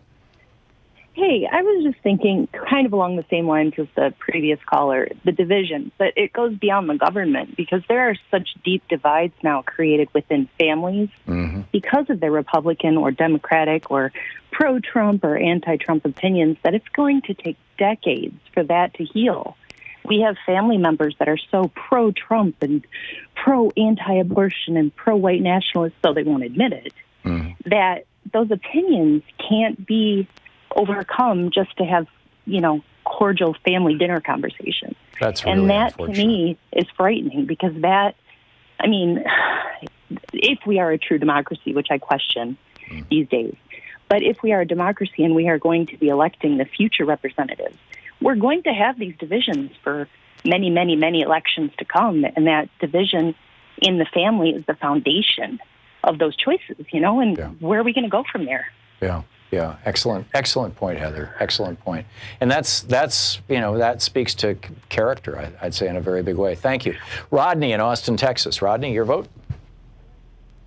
Hi, Tom. My vote is absolutely for Trump's atrocious immigration policy, which has affected me personally, being a first-generation immigrant myself, having come from Central America following the proxy Cold Wars down there. So I was very disappointed to see that being repeated only 30 years later since my family suffered itself. So thank you for doing this, and I appreciate You're welcome. Thank you, Rodney, for weighing in. And I hope things get better for you and for all of us who are immigrants to this country, but particularly people who are, conspicuously immigrants, shall we say, who Trump has tried to turn, white people against. It's a tragedy. Rodney, thank you so much for the call. We'll be right back.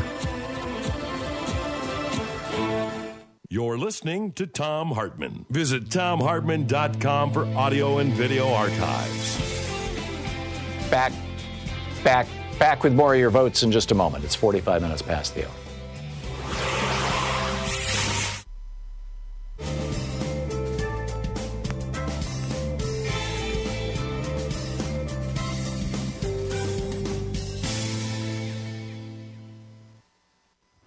And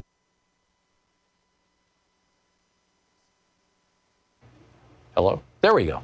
Welcome back. By the way, I just wanted to mention for the people listening in Portland on X-Ray FM, hey, this weekend, this afternoon, I'm going to rehearsal for the Opera Theater Oregon. We're doing this thing this weekend, Saturday and Sunday at the Alberta Rose Theater. This Land Sings, and I will be playing the part of the old-time radio announcer. And it's, music from, Woody Guthrie-style music, talking about labor and all that kind of stuff. So, cool stuff going on. Anyhow, back to your votes, as it were. Steve in Atlanta. Hey, Steve, what's your nomination for Trump's worst?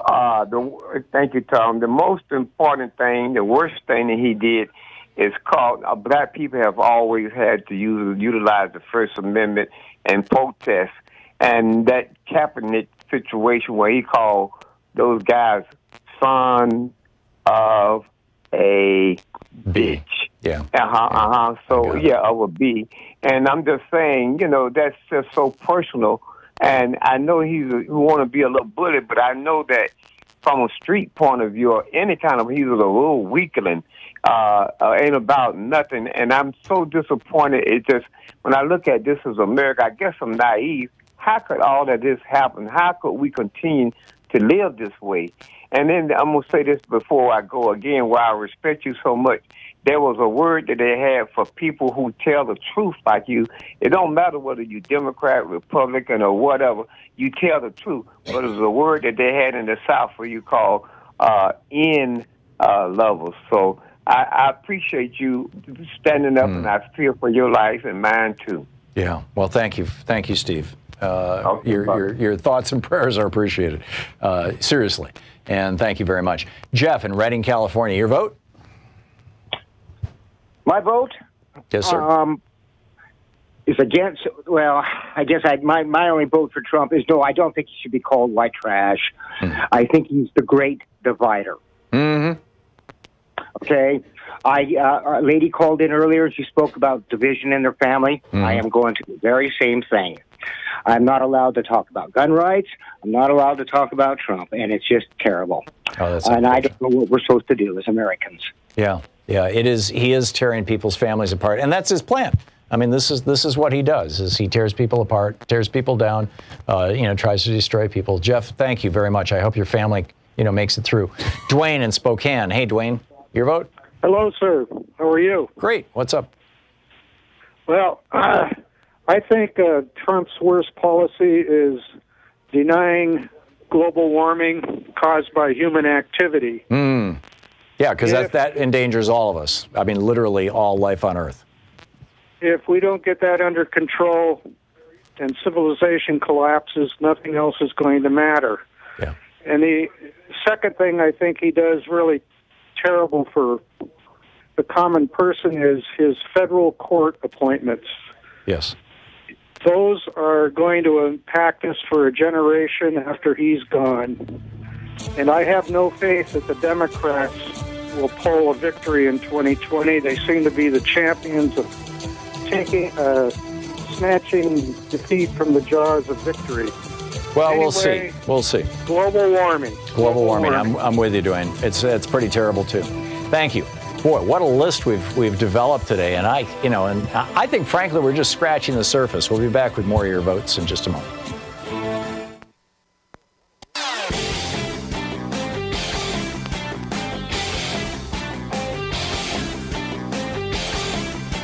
Every day here on the Thom Hartmann Program, Louise and I and our team, Sean, Nate, Shira, Dave, Chase, Sue, Nigel, Ron, we all work to put together the very, very best show we possibly can. And there's an enormous amount of work that goes into the show. And one of the things that comes out of that is a lot of content, a lot of specific information that we go through and we dig out and, we want to share with you. And Sue puts that into our newsletter every week. And I think you will, if you don't already receive our newsletter, it comes in email every day, about an hour after we're off the air, or maybe a couple hours after we're off the air. And Sue goes through and pulls literally every link to every story that we talked about and puts it into the newsletter. It's free.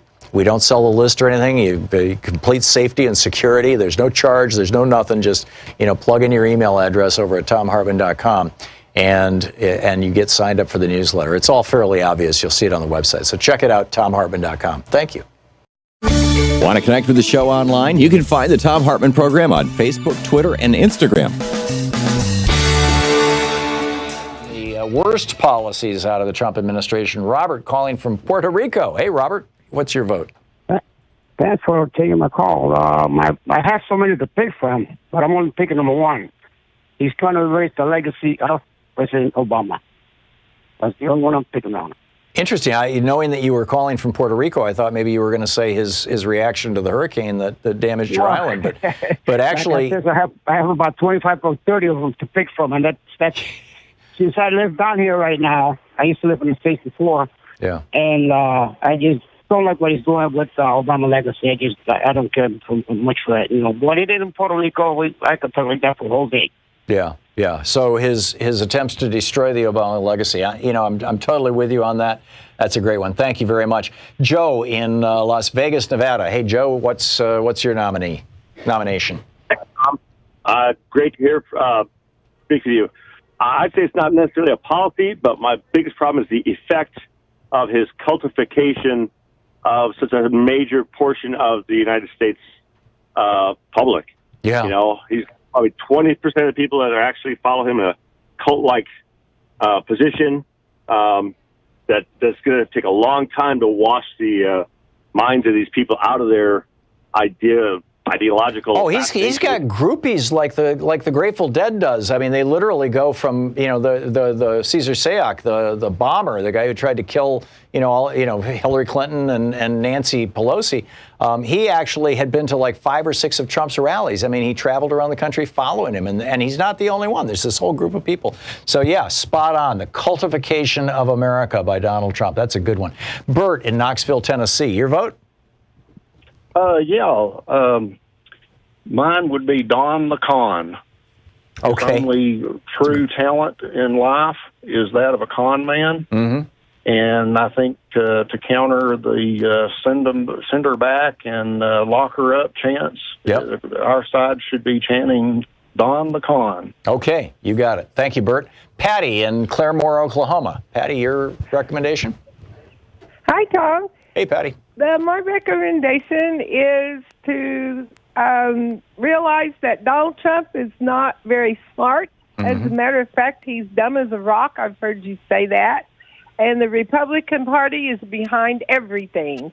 They are the ones that come up with the ideas, and they feed it to him. Right. And I would love to congratulate you. It only took you about 10 years, but you learned to pronounce Tahlequah, Oklahoma. And I'd like to say hello to Bob in Tahlequah, Oklahoma. Hey to Bob in Tahlequah from Patty in Claremore. Okay, you got it, Patty. Right. Thank you. That was a good one. Good talking to you. Misha in Chicago. Am I pronouncing your name right? Yes. My last guaranteed 80 or 90 years, I was watching, it's a separation of children from their families. Right. Another caller called about the accountant of Auschwitz on Netflix, and I was watching it at the 56-minute mark. A lady named Hetty, she's probably 80 or 90, and she said about her mother, and I never saw her again, and that was the hardest thing she said that ever happened to me. Now I have trouble talking about it. For over half a century, she couldn't. And so I'm like, I don't, if they're dead or if they're gone, what's the difference? Yeah, the damage being done to these thousands of children. I think Trump now has something like 24,000 children that are being held in cages around the United States or have been shuttled off into foster care or have simply been lost. They've been sold off to child traffickers or God knows what. I'm with you, Misha. Thank you very much. That was a really good one. Sarah in Jacksonville, Florida. Your nomination? Well, my nomination by the Donnie Trump is I can't think of the exact law, but the one where you can have your family members come over once you've been a citizen. Right. Yes. He's got his wife's parents over here, and now he wants to abolish that for everybody else coming over. Yep. And also, I'm really upset about what he's doing to the children, taking breastfeeding kids from their mom's arms. It's like, this is how the latest can we continue outrage. to do that? Yeah, this is the latest outrage. I mean, this was just a week or so ago that a baby who was breastfeeding was taken away from his mother, and his mother was just in shock. I mean, this is that's by the way, it's medically dangerous for both mom and baby. For that to happen, you don't abruptly stop breastfeeding unless you want to have breast impactions and infections and all kinds of god-awful things. But ICE doesn't give a rat's ass. They don't care. In fact, they'd probably be quite happy if this little kid died, it seems. Sarah, they've had 7 of them now die in their possession. George in Scranton, Pennsylvania, your vote? I think Trump's worst policy was his tax cut. Okay. He gave $1.5 trillion to the richest people in the country. The deficit's ballooned to $1 trillion. It's going to go to $2 trillion if we enter recession. He's going to bankrupt the country like he bankrupted his own companies. Yes. Yeah, this is a guy who went bankrupt running casinos. I mean, just let that sink in. Nobody goes bankrupt running casinos. Thank you. Thank you for that, George. Daryl in Phoenix, Arizona, your nomination? Yes, I agree with the caller that talked about Barr, but also, I guess to a lesser extent, appointing Ben Carson as the head of HUD. Okay, yes. And also, please, if you haven't done it, please read Richard Rothstein's book, The Color of Law. Okay, I'll check it out. Thanks a lot, Daryl. And that's it for the day. Thanks so much for being with us.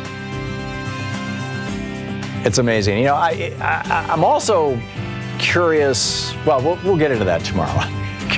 Curious who you're supporting for the Democratic nomination. But thanks so much for being with us today. And don't forget, democracy is not a spectator sport. It actually requires you to participate. So get out there, get active, tag, you're it. We'll see you tomorrow. Have a great afternoon.